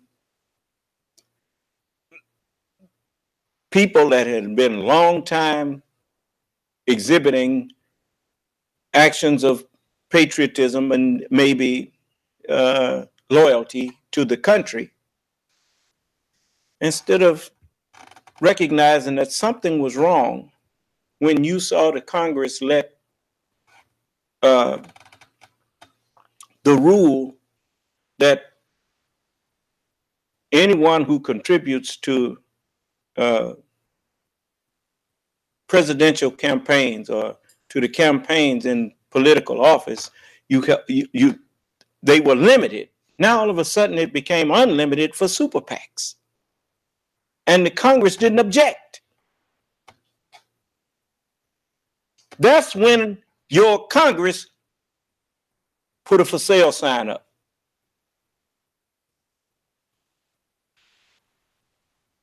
Check all of them's bank accounts and check those who signed the Grover Norquist Pledge, and you will find a correlation there.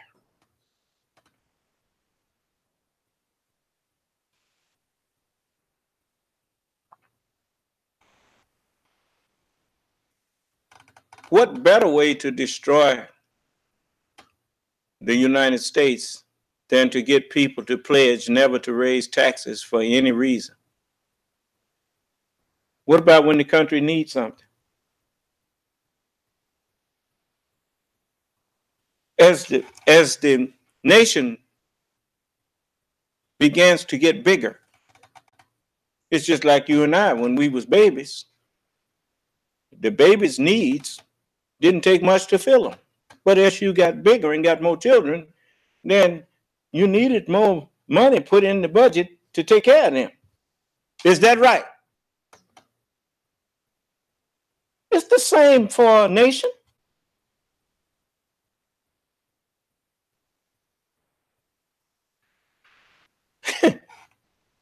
You got highways and infrastructure that's a lot more expensive and a lot more extensive than it was back in the 30s. How are you going to take care of that?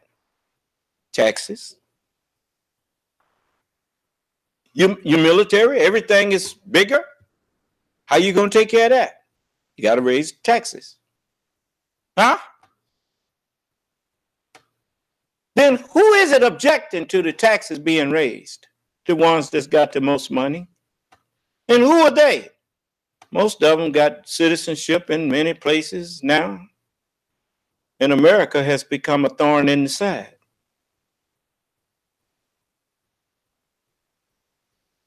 So what do they do about America? Destroy her. And they think they will rule forever then. Oh, no, buddy. The book says, go to now, you rich men, and weep and howl for your miseries that shall come upon you. If the FBI checks all, Lindsey Graham, and all of the rest of them that's now in lockstep with whatever boo-boo Trump want to do on them, you'll find that all of them are sold out. They don't care nothing about America no more. They don't care nothing about this country. If they were patriots, wouldn't make no difference. Even Judas, when he found out what he had done, he took the money back to them people. Say, here, take this. They wouldn't take it. He said, here, see thou to thine. See thou to that. And Judas went and hung himself. At least he was sorry for what he had done.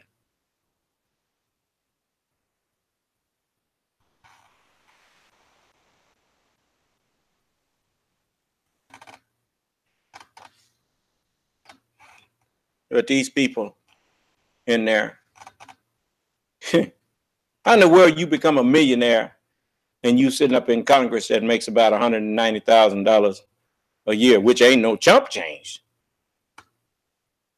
I mean, you can live pretty good off what is that? That's over $20,000 a month, almost.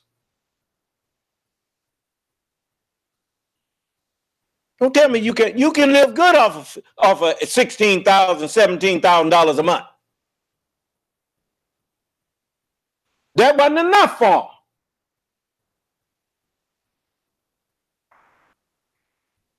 They decided that they wanted to get with the robbers.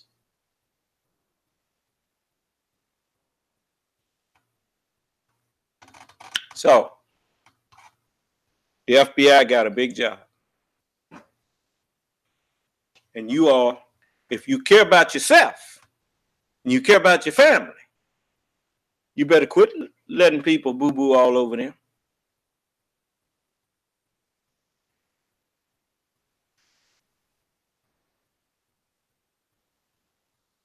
Those people done had your back when you didn't even know you needed somebody to have your back.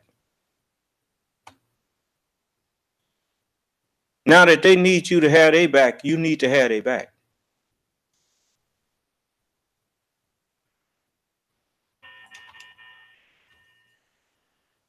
Yeah, I think those are things that cause all people who track these events and watch what's happening to scratch their heads and say, why is this happening? Why is nobody standing up to call out this aberrant, norm-busting behavior? There's a dramatic scene in the book that you've talked about also publicly about a meeting with the Gang of Eight. The Gang of Eight is the shorthand for the leaders of the intelligence committees in the House and the Senate, both Republican and Democratic leaders. There they are, the ones who were in the meeting you were in, and the leaders of each body, leaders of the House, leaders of the Senate. In this meeting in the Gang of Eight, you're telling them that you have ordered a counterintelligence investigation of the President of the United States. And I just want to follow up on how you described that this morning on the Today Show with Savannah Guthrie. In that description that you gave them, did you make it clear to them that this is a counterintelligence investigation of Donald Trump, and did you provide them with any evidence that, in effect, launched this investigation? So I don't want to go into too much detail about exactly what we discussed in that briefing. I want to be respectful of the fact that those communications between the leaders of the department and the leaders on the Hill are things that we respect in terms of being confidential. Can I just pause you over that for a second? Because this book had to be vetted by the FBI. It did. And so in the vetting process, is this kind of limitation that you've just announced in response to this question something you were imposing on yourself, or was that a limitation imposed by the vetting process of the FBI? Well, I mean, any former government official who had a high-level security clearance is expected to continue to observe those restrictions. If you're expected to continue to protect sensitive and certainly classified information and your knowledge of it for the rest of your life. So it's a kind of the two sides of the same process. I did go through an extensive vetting process. They call it pre-publication review with the FBI. It was a robust back and forth for quite a few months. But I'm very happy with the product that came out of that, and glad to have the FBI's seal of approval. So in the meeting with the Gang of Eight, I would actually like to put the picture up again, because I think it's important for the audience to understand who was in this room with you. Because what you're reporting in the book is that Paul. Now you see there, Paul Ryan, Mitch McConnell, Devin Nunes, and Richard, say what? Richard Burke. That's on the Republican side. Nancy Pelosi, Chuck Schumer, Mark Warner. Is that his name? Yes. Mark Warner and Adam Schiff. Now, all of them was informed that there had been opened. He had ordered an opening of a counter-intelligence investigation against Donald Trump, on Donald Trump. None of them objected. They didn't even ask no questions about it.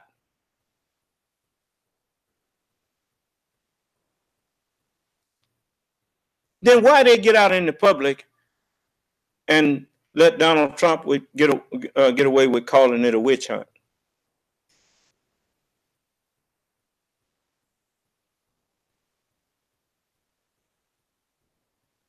What do Putin have on him, and what do he got on them?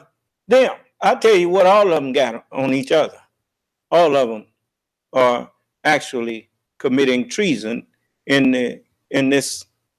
their actions against the United States, against the best interests of the United States, and just because they're getting paid. You know, if you don't like what's going on in the country, you ain't got no right to try to destroy it. Only God does that. What you're supposed to be doing, if you took on the mantle of a congressman or a president or senator, if you take on that mantle, you're supposed to be trying to help heal the situation, not get in there and undermine the very Constitution that you swore to uphold. You just don't do that.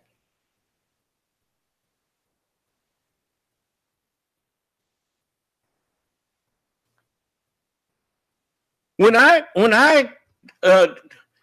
decided that I was not going to be in the military anymore, that I just had enough, I didn't get in there and try to turn on nobody. I just went, I got wrote up, I told the colonel that I don't want this no more. I got to get out of here. This ain't for me. I said, you just wasn't letting me out because I ain't going to do nothing y'all tell me no more. They sent me to the psychiatrist and all that kind of stuff. He determined that I was not able to adapt to military service. And they gave me a general discharge under honorable conditions. It's always honorable if you tell somebody where they stand with you, instead of going behind their back, grinning up in their face, and then going behind their back, talking them down.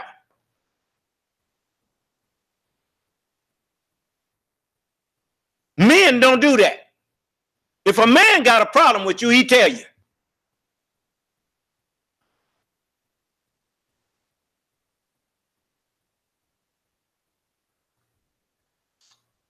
So now you see Andy McCabe, he went and told them what he was getting ready to do.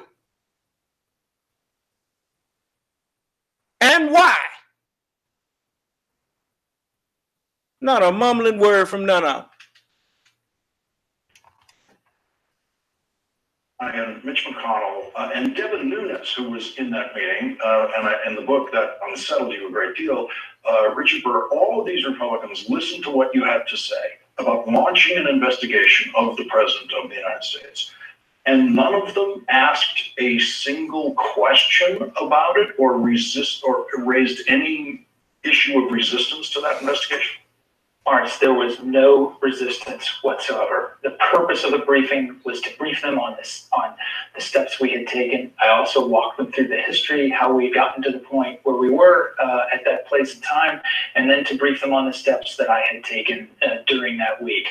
It was the same briefing in which Rod Rosenstein announced to the leadership that he had appointed a special counsel. But at the conclusion of my remarks, there were no objections. There were no protests. There was no, there was a clear sense in the room that people were resigned to the fact that we had taken a necessary step. That was my.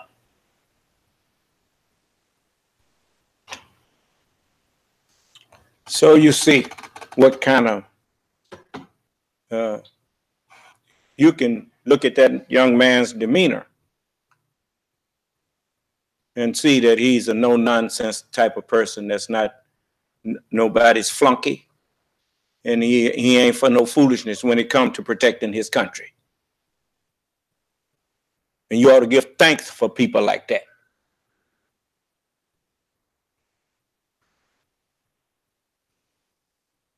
You sit around and go for fried ice cream.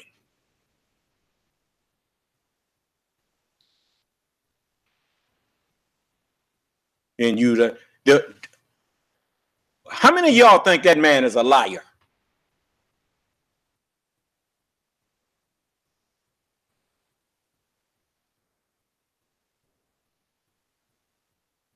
People lie to you when they're scared of you or don't have no respect for you.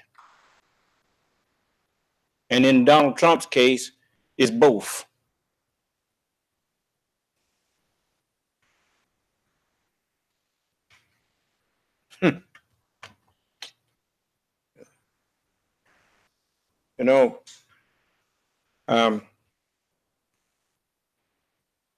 Since ain't nobody got nothing to say negative, I guess most of you about and came to the same conclusion that I just drawn there. That you know, you are happy that the FBI is on the case and that you're going to support them and into seeing this investigation through to its conclusion, whatever that conclusion may lead to. It would be a wonderful thing if after it was all said and done, we just found out that Donald Trump was just foolish and not a traitor. But you don't know. Anyway, I want you to hear something else now. Now, this is from 1972. You know, a lot of you youngsters, and if you ain't but 30, 40, 50 years old, whatever, you back in the 70s, you was just a baby. So, but you don't know what black people had been through in this country. Now, I don't claim to know it all, but I was around for some of it. And at the time when the Honorable Elijah Muhammad was teaching us, black people was getting beat down in the South, getting shot. I was in Watts when the riots started in '65. And this Deadweiler case where the man got shot and the police claimed it was an accident or whatnot, when it wasn't. They murdered the man. And they had this brother on KRLA, I think it was. No, KJLH, I think that was it. And his name was Montague. And his name, he used to, we'd hear Montague every morning when we got up to go to school. Everybody most of the time would put it on there, and he'd be saying the magnificent Montague. And he'd play some music, and then you could call in, and he had a saying that, when a record was really kicking it, he said, "Burn." And so, and everybody said, "Burn, baby, burn." And then when the riots started, they started saying, "Burn, baby, burn," and was burning down everything. And Montague got on there and said, he changed it to "Learn, baby, learn." And but anyway, I wasn't out there throwing no Molotovs and stuff like that. Oh, if I had been, I'd tell you. But I wasn't. My dad and them, my dad would have hamstrung me. But anyway, I didn't want to get involved in it no way. It was just crazy. And I hated to see all of them fires and stuff was going. And but and that then riots started breaking out. I think Detroit had one. And and all of this time, Dr. King them was marching and getting dogs sicked on them, and people getting fire hoses turned on them and beat down. You could kill somebody with turning all that water on them like that high pressure water. But anyway, that's how they treated us. And now I didn't know about the Honorable Elijah Muhammad, but I knew this. I wasn't going to participate in no marching. My daddy wasn't into that, and I'm glad he wasn't. Neither was my mama. Because that's just not, my daddy never could have stood by and let nobody put their hands on him and just took it. No, he wouldn't have did that. It's like me. I can't do it. I just ain't gonna do it. But anyway, so, but I did see how bad black people was being treated, and in the South, and you know, it was a different type of racism practiced on us in other parts of the country. It was just open in the South, but it was in other ways in other parts. So, you know, you could, if you go back and listen to some of the, just like for Barry Gordy, I will always be grateful to Mr. Barry Gordy for putting a vehicle there called Motown Records, a vehicle for black people to have not just a means to break into the music field, but to put messages in the music that I later found out came from Muhammad's temple. You know, like "Say It Loud, I'm Black and I'm Proud." Wasn't nobody black and proud before the Honorable Elijah Muhammad, and the Muslims that was following him was going through our communities, and you know, I didn't even know where my blackness came from until I went to Muhammad's temple. Then I understood, you know, because I was never black and proud when I was in elementary school. I hated being black and didn't want nobody to call me black. You know, we used to fight if somebody called you black. You could call a person a nigga, but you better not call no black nigga. Them was fighting words. And I know I done told you that before, but that's all right. It's maybe new people listening. And so you don't know the history of your Black History Month. I notice you don't hardly mention, matter of fact, I don't hear you mention the Honorable Elijah Muhammad. You mention Malcolm X. You mention Muhammad Ali. How come you don't mention the man who taught them to?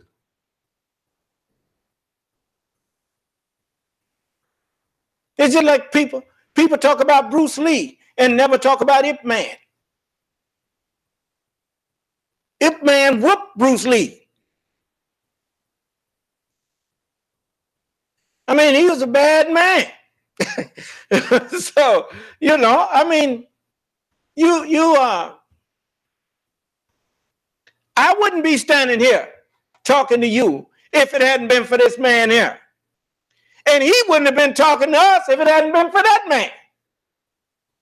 And I'm going to talk about both of them this weekend. Master Farad Muhammad and the Honorable Elijah Muhammad.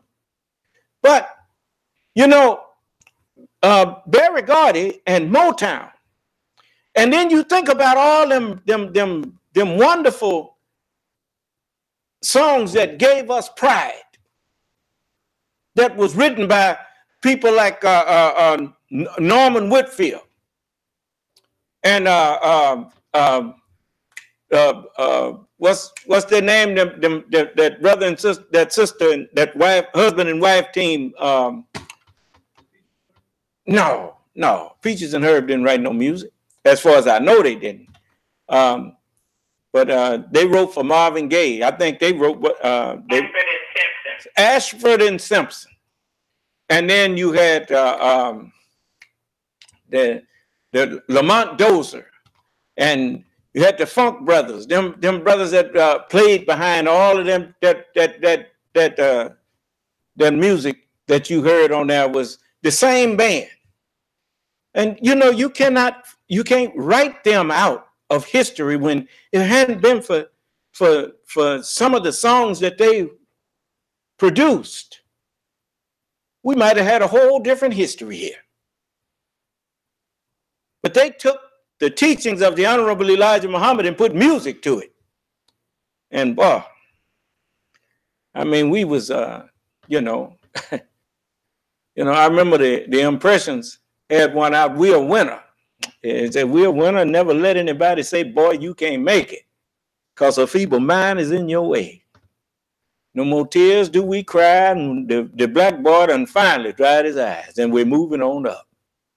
I mean, that wasn't no nasty cussing and swearing and going on. It was music that had messages in it that elevated the mind and made you feel like you could do better.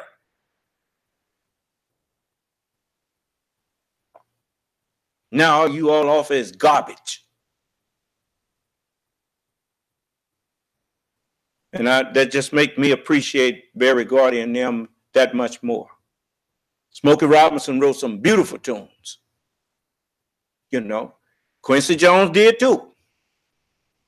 You know, and you heard me I got a chance to thank Billy Paul, because Billy Paul, he kept himself dignified. Whenever he came out in front of matter of fact, whenever the Motown singers came out in front of us, man, they was dressed to kill. They was sharp, looked dignified. Didn't look like no hobos. So y'all done lost your pride. You done lost your soul. You know what they used to call black people? They used to call us soul brothers. You know, matter of fact, we used to take pride in being cool. You tell my Obama cool, everybody was cool, just about if you was when you grew up in the 60s. We all was laid back and cool.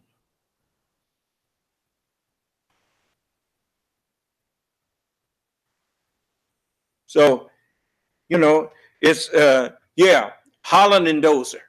Those was the one that made some of them beautiful songs. Lamont Dozier and Eddie Holland. You see.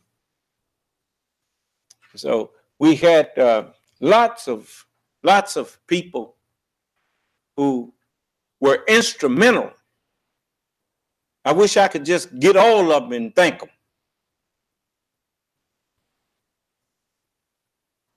You know, and I mean, they used to come out there, and when you saw them perform, it made you admire them, made you feel proud. Those are my people, and look at, and that was before I was proud of them before. They made you see what you could be. Wonderful role models. And all them drugs and stuff pumped into our community and stuff, But I mean, you can blame the white man for some of it, but just remember, if you were stupid enough to take it, well, what then? He don't deserve all the blame, because he sure couldn't have sold it in there if we wasn't buying it.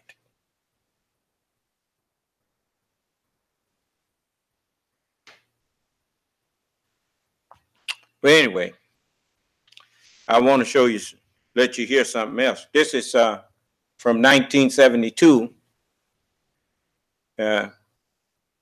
October of 1972, October the 15th, matter of fact. And this is, so when you hear, many of the things, since everything was black and white back then, and the Honorable Elijah Muhammad, like I was just telling you earlier, he couldn't deal with us according to what he understood. He had to deal with us according to what we understood.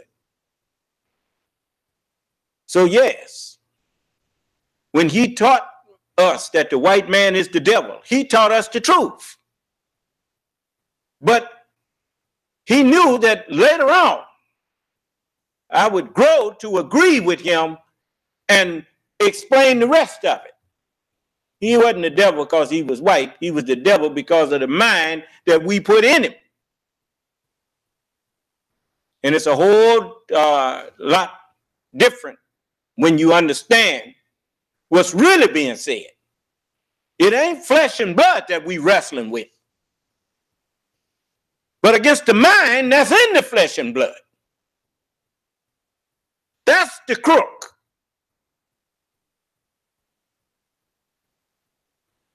That's why you wasting your time fighting evil. Because the more evil you fight, the more that evil mind produces. So the only way to get rid of evil is to get rid of the mind that's producing it. That's what I'm here for. You will either let me help you change your mind, or you just ain't going to be here no more. Because you ain't going to have no mind. The one you got was given 6,000 years, and you was warned. 6 days shall you labor and do all your work. But the Sabbath day shall be a holy day unto the Lord.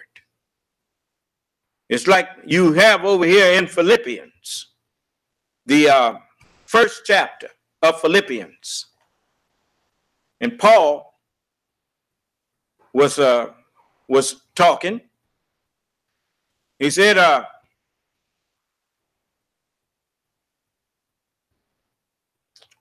let me see where I want to start.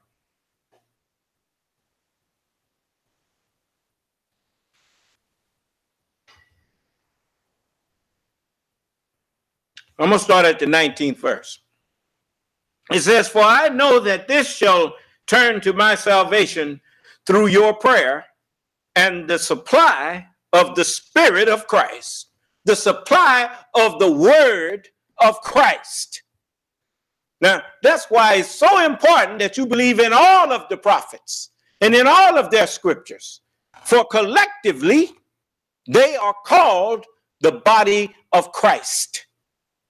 Like collectively, the Senate and the House of Representatives are called the body of Congress. Do you understand? All right.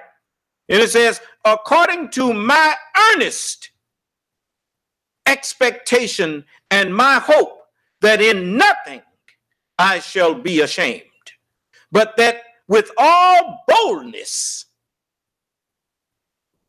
as always, so now also Christ shall be magnified in my body. What do you mean magnified? When you magnify something, you make it what? Bigger. You notice when you look at the printed word sometimes your mind's eye does not fully perceive it. But when it's in the person, it's much bigger and easier to see. Do you understand? So it says,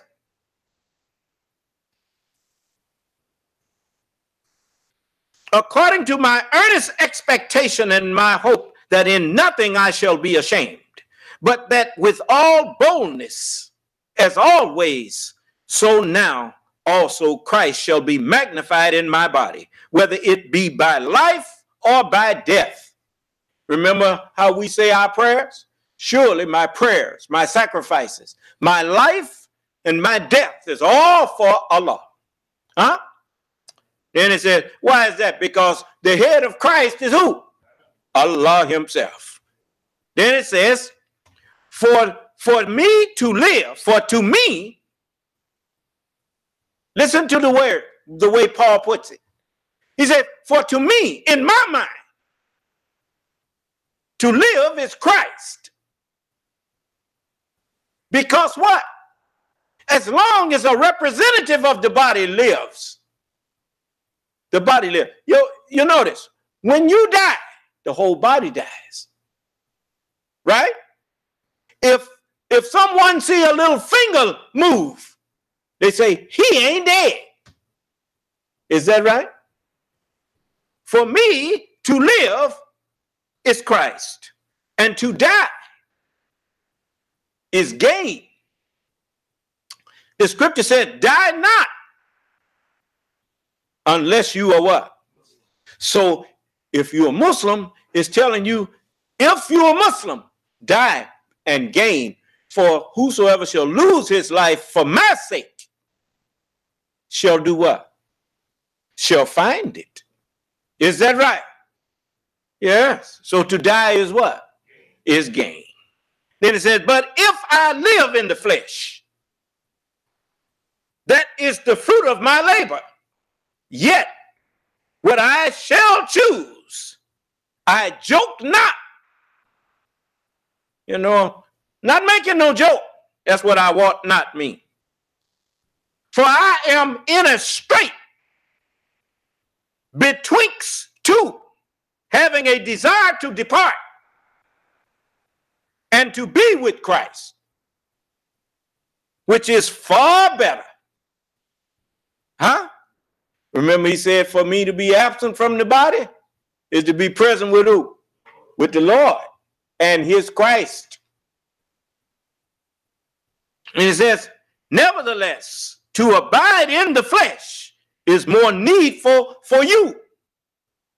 Why? Because every time a messenger of God was present with you, with humanity, humanity was being respited. Because sin was being brought into remission, which means death was postponed. Huh? Then it says, and having this confidence, I know that I shall abide and continue with you all for your furtherance and joy of faith, that your rejoicing may be more abundant in Christ for me by my coming to you again. Only let your conversation be as it becometh the gospel of Christ, that whether I come and see you or else be absent, I may hear of your affairs, that you stand fast in one spirit, in one word, with one mind, one understanding, striving together in unity for the faith of the gospel, and in nothing terrified. That's the first thing Allah promised, that if you believe, you shall not fear, nor shall you grieve. No terror, no terrifying you. And in nothing terrified by your adversaries, which is to them an evident token of perdition, but to you of salvation, and that of God. You can always tell when Allah is with somebody. They don't fear and they don't grieve. And it says, for unto you it is given in the behalf of Christ, not only to believe on him, but also to suffer for his sake, having the same conflict which you saw in me, and now here to be in me. That's right. This is a wonderful, these are wonderful sayings. And this is a day and time where you shall have much in the way of peace, if you will accept the truth. If you will accept the truth that I'm sharing with you, you are becoming a new person.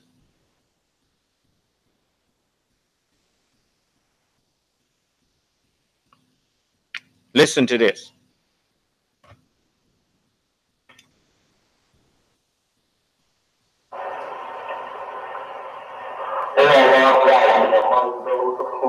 hast guided aright, and preserve me among those of whom thou hast preserved. Befriend me among those of whom thou hast befriended, and bless me in whatsoever thou dost grant me, and deliver me from the evil with which thou hast judged.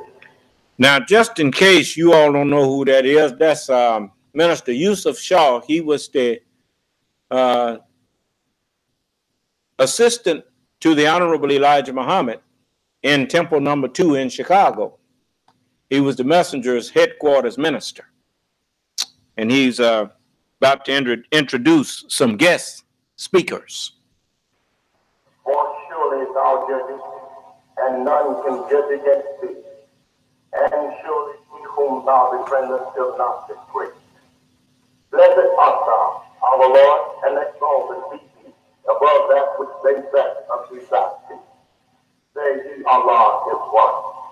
Allah is independent, upon whom we all depend. He begetteth not, nor is he begotten. He is one, and there is none like him, and nothing deserves to be worshipped beside thee. I bear witness that there is no God but Allah, who came in the person of Master Wallace Murad Muhammad, and I bear witness that the most honorable Elijah Muhammad is thy true servant and last divine apostle, and yet, will everyone say to you? In the most holy name of Allah, the all-wise, true and living God, the beneficent, the most merciful Savior. Soul finding life giver to we, of sleeping mentally dead people in the wilderness of North America. We forever give praise and thanks to Almighty God for raising in our midst His last and most surely His greatest messenger, our divine leader and teacher, in person of the Honorable Elijah Muhammad. My beloved brothers and sisters, he will be here in a few minutes. All praise is due to Allah.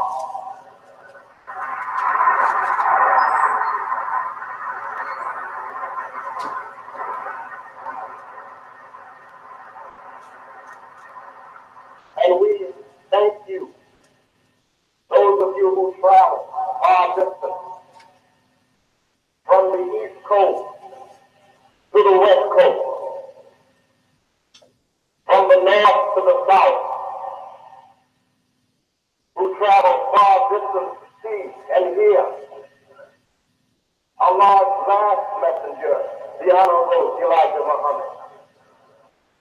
The hour is now approaching, and he will be here in a few minutes. We are living in the time as predicted that nations would rise up against nations. As Jesus spoke of kingdoms against kingdoms, rulers against rulers, earthquakes in different places.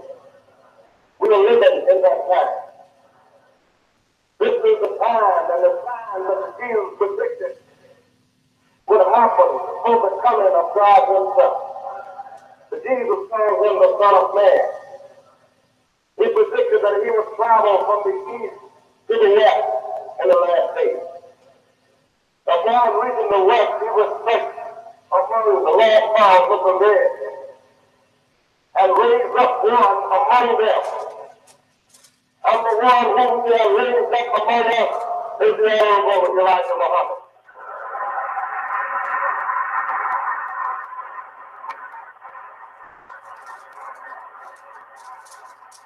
My beloved brothers and sisters, I won't go all the time. I'm going to come before you, a hard-working minister of the Honorable Elijah Muhammad. He is also an attorney at law. And he is the minister of Muhammad Temple Number 5, Cincinnati, Ohio. Brother Minister David Buster.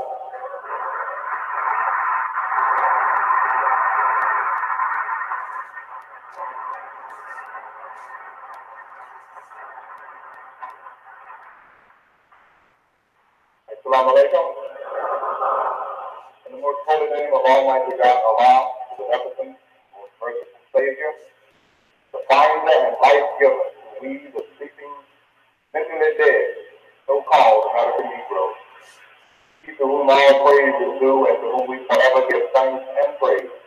For our beloved leader, teacher, and divine guide, honorable and humble Elijah Muhammad, I greet my brothers and sisters again with the holy greetings of peace and of paradise. Assalamu alaikum.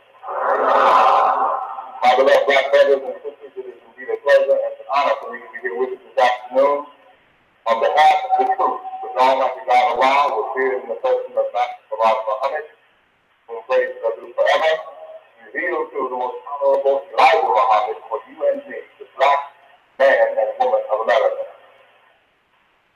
We think in terms of the wonderful time which we as black people now live. The time of the work of the Honorable Elijah Muhammad. Man was engaged in the work of binding up those things which have separated you and me from one another for at least the past 400 years.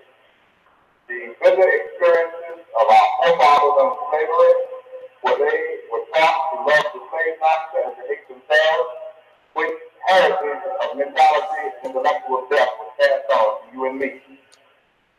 You remember you all saw Django Unchained? Now, I know you thought that was a joke, that Samuel Jackson was playing, what was his name? What was the character's name that Samuel was playing? Stephen. Where Stephen come out there and say, yes, I miss you like I miss a rock in my shoe. Yes, you know, I love you. Yes, sir, I missed you, master. And but the fact of the matter is that that was maybe a satirical version of what it really was. That happened to us. That wasn't no joke. Making black people fight each other to the death. That wasn't no joke.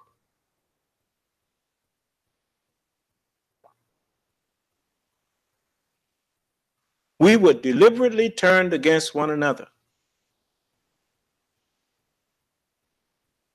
And that was the knowledge that was taught to them on how to enslave us and how to do that to us. And they perfected it too.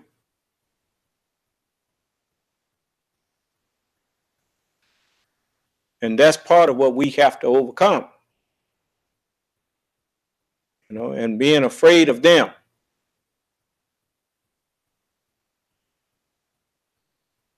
And so that's one of the reasons why the messenger didn't allow white people to come into our temples.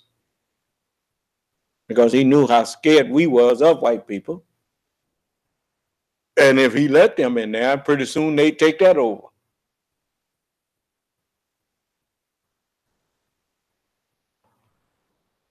So he said, this is for the little baby, the little black baby. Of course, the little black baby ain't no little baby no more. I'm a grown man now. And I didn't let anybody hear me. As he told me, he said,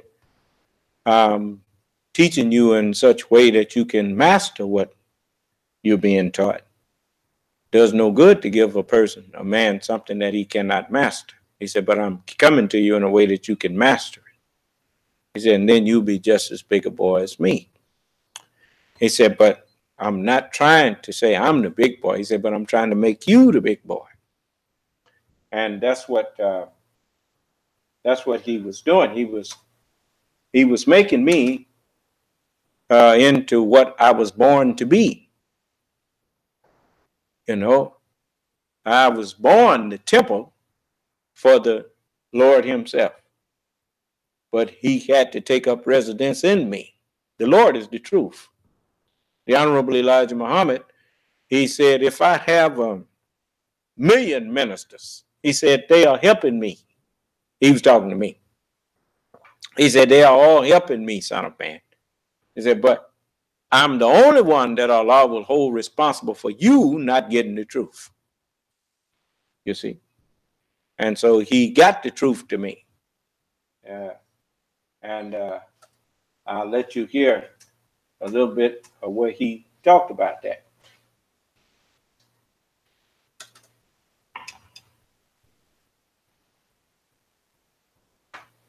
Just a moment. Can't do it right now because I got to get over here.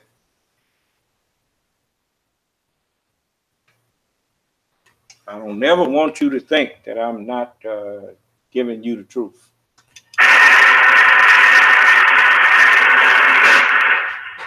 I'm quite sure you're asking yourself, why does he going to teach what he said? I am going. I'm teaching what I said I would teach you. But I'm not in such a way up to it that you will be able to master it. Yourself. It's useless to have something of wisdom that you cannot master. Give that wisdom to another. But the way I'm teaching you, you can learn to master. And you'll be just as beautiful as I am. Of which I don't know myself. No big trouble I hate. But I hope to make you the big boy. Then I get behind the door and peeping how you will react.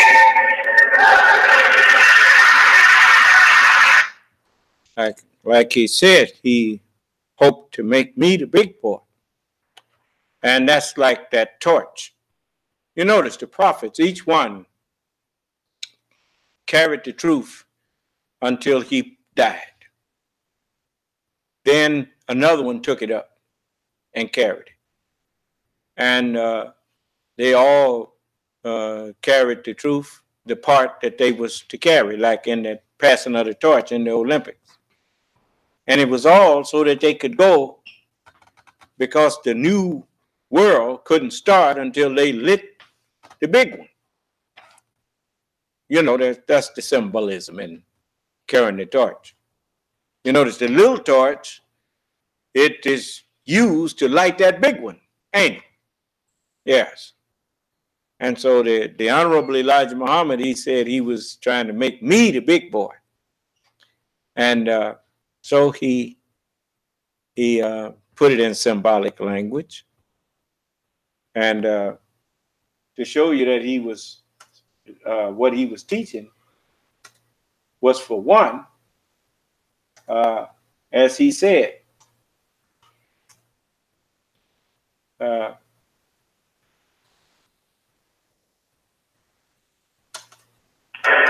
Like all people of the earth will come here.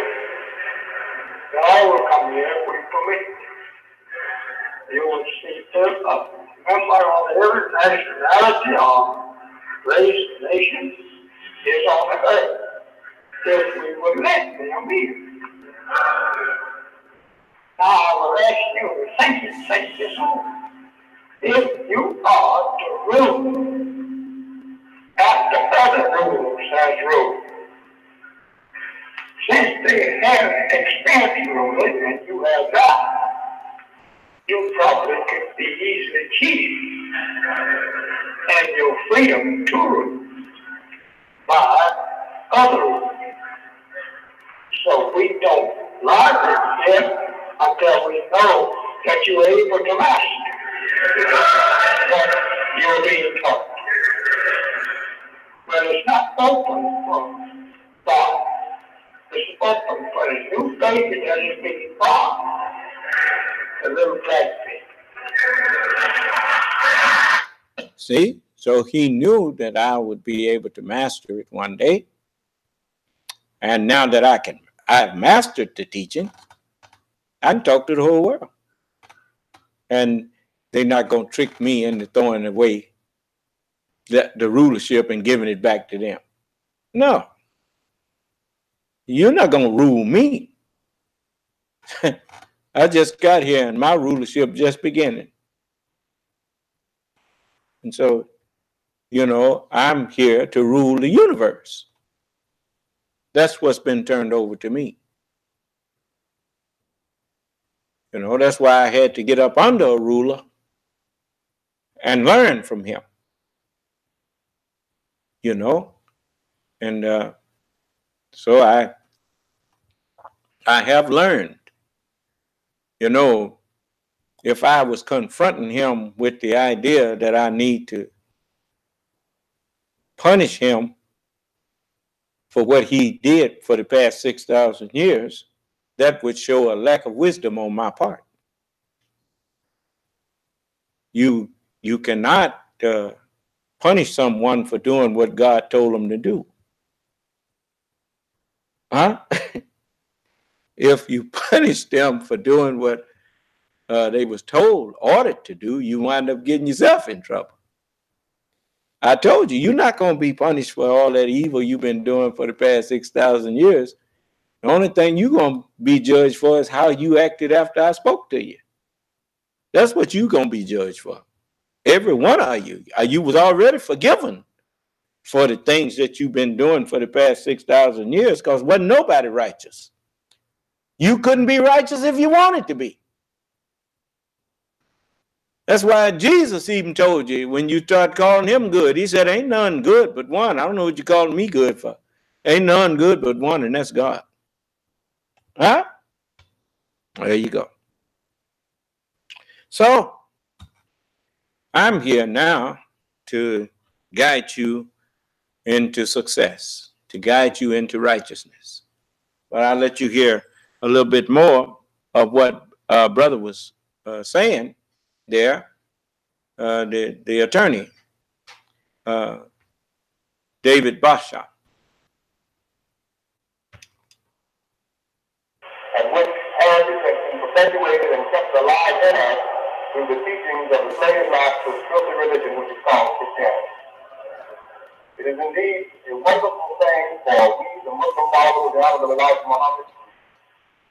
Now, even though I don't know if Brother Minister David Basha knew what he was saying or not, but Christianity and all the religions that y'all got is filthy religions. That's what Isaiah said. He said, but we are all as an unclean thing. And all of our religions, all of our righteousnesses are as filthy rags. Judaism is a filthy religion. Christianity is a filthy religion. All of your religions is filthy because they came from you. You got a filthy mind yourself. Ain't nothing clean gonna come out of a filthy mind. I know you will agree with me. Your silence tells me that you know you ain't got no win. Now, if somebody else stood up and said that, you'd be ready to argue. But I took your argument away before you got started with it. Because if you try to argue with me, I'll just send you to Isaiah and say, argue with him. Now, is that a lie? He said all your religions is as filthy rags. And if any of you was clean, then why do I have to sit as a purifier? You don't need to purify something that's already clean. Do you?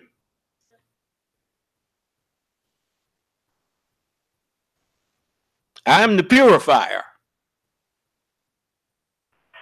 Here that present with us this afternoon are brothers and sisters of the Nation of Islam, some of whom do not yet know that they are members of the Nation of Islam, but who have been fooled as we do not follow the message of Allah is once fooled into believing that we are members of the nation of America, when America has been our slave master. The Honorable Elijah Muhammad teaches us that the principles of international and universal justice and understanding bear witness that a slave can never become a citizen of the government of the slave master. Never has been ever time in the short history as the Honorable Elijah Muhammad. You notice, the truth hurts, but it's the truth. Do you see white people demonstrating and picketing for equality? Do you? Then why do we have to picket and demonstrate for what white people got? It's the same reason that you have to ask what you can do and what you can't do when you're in your father and mother's house. Huh? Your parents ain't never going to accept you as their equal in their house.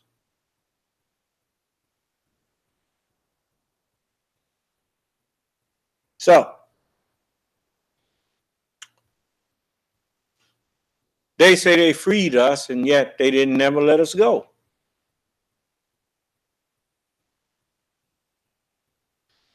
Well, I'm here to tell you, let my people go. You'll come, and we will have a civilized dialogue, and I will tell you what we need. And since you're the one that took us out of our independence in the first place, if you want to be just, you give me what we need, what I say we need, in order to become a free and independent people again.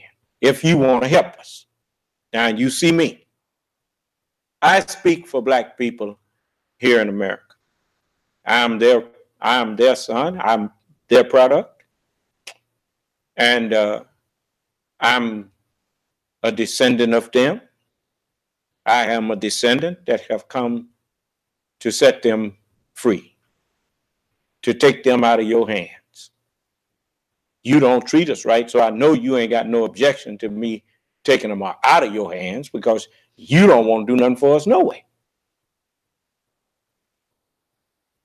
Because if you really wanted to do something for us, we wouldn't have to be picketing and talking about Black Lives Matter and all that kind of stuff, because it would have been unnecessary, because you would have never been taking our lives unjustly in the first place.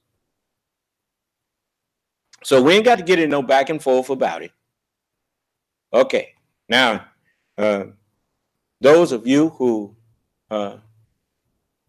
my people, if you have an objection to me being the one to speak for us, come in here and share with me why you object to me being the only one to speak for us.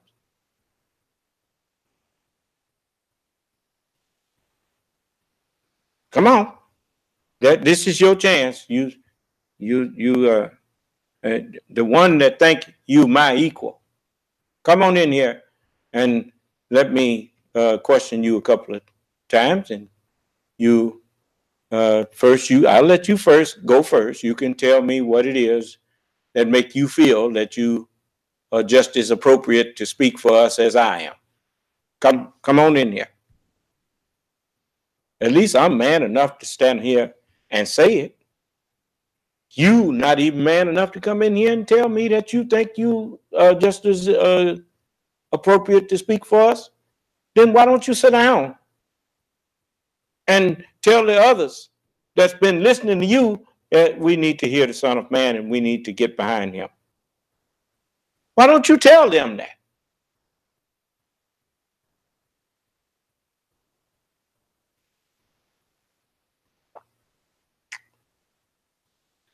So, it's getting kind of conspicuously clear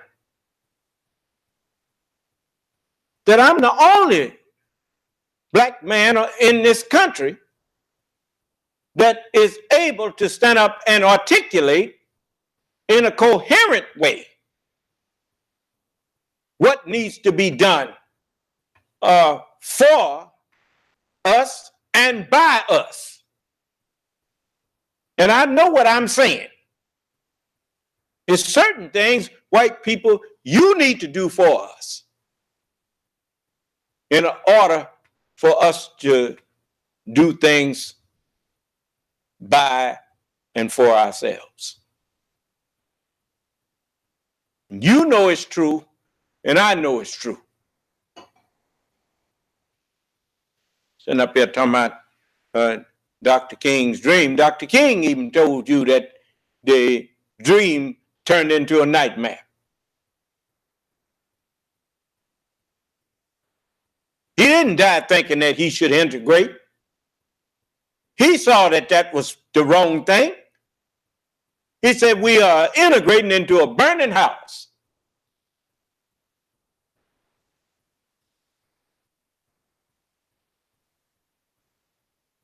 And if you think Allah going to let you kill us, that's some of y'all so scared of white people, you think they have unlimited power to just, if we get somewhere to ourselves, then he could bomb us like he did in Oklahoma. But if he got that kind of power, why don't you tell him to go down there and shoot me down? Shoot the Son of Man down. He's right there in Mississippi. Since he got so much unlimited power, what's keeping me alive?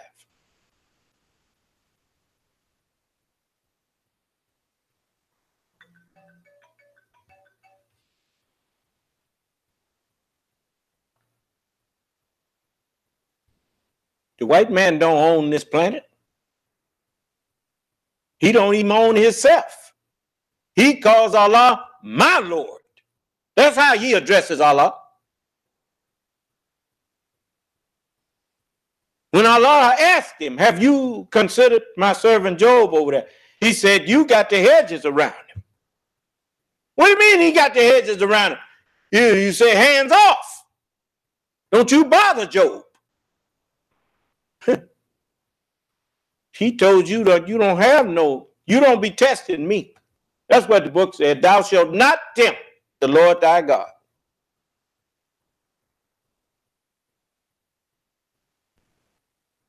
So, I don't say that to embarrass him. I say that to wake you up.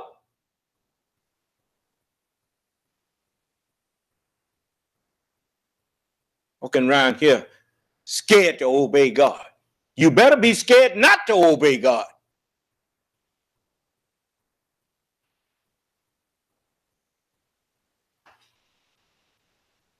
So anyway, we are just about out of time here. And I'm not going to go over. I'm a little tired. And I'm going to give me a little rest, if it pleases Allah. But I'm not so tired that I can't answer no question if you got some. You needn't think I'm so tired, I ain't about to fall over. So, it's hot in here, ain't it? Hot in here to me. How about it, Brother Michael? Why it's so hot up here? Maybe it's these lights, man.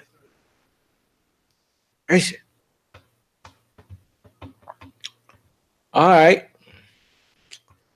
I have enjoyed this evening with you. And I want to say to the FBI and to all of those in the Justice Department that's on the case, thank you, man. Thank you, ma'am. Thank you, sirs. And I'm gonna tell all of you something. You better let this be a lesson for you.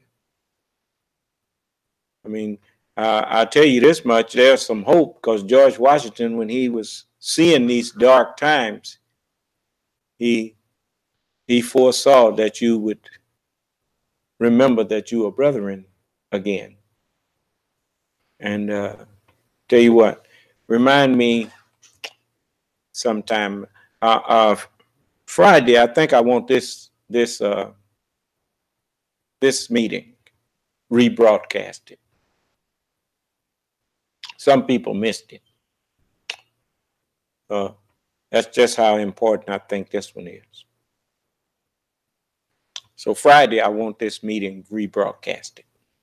Can you make that happen? Thank you. Brother Derek, how about it? Can you make that happen? You think the station will be back up by then?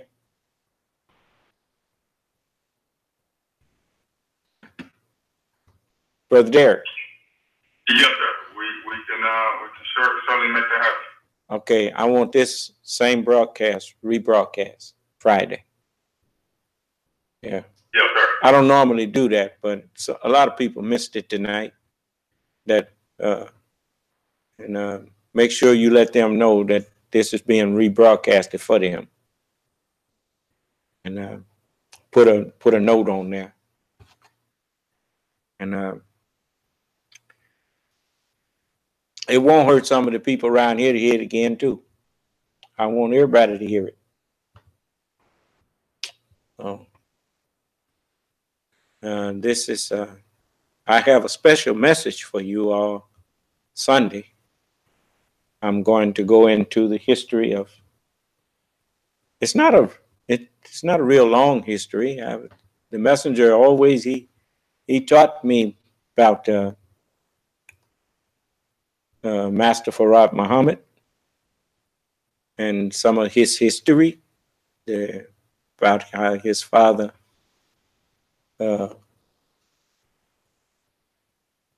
knew what time it was, and they went to work to fulfill what's written. So I want you to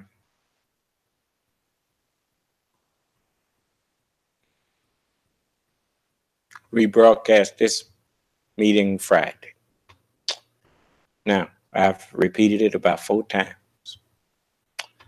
So may Allah bless us all and keep us safe and in our right minds. May Allah's Assalamu alaikum.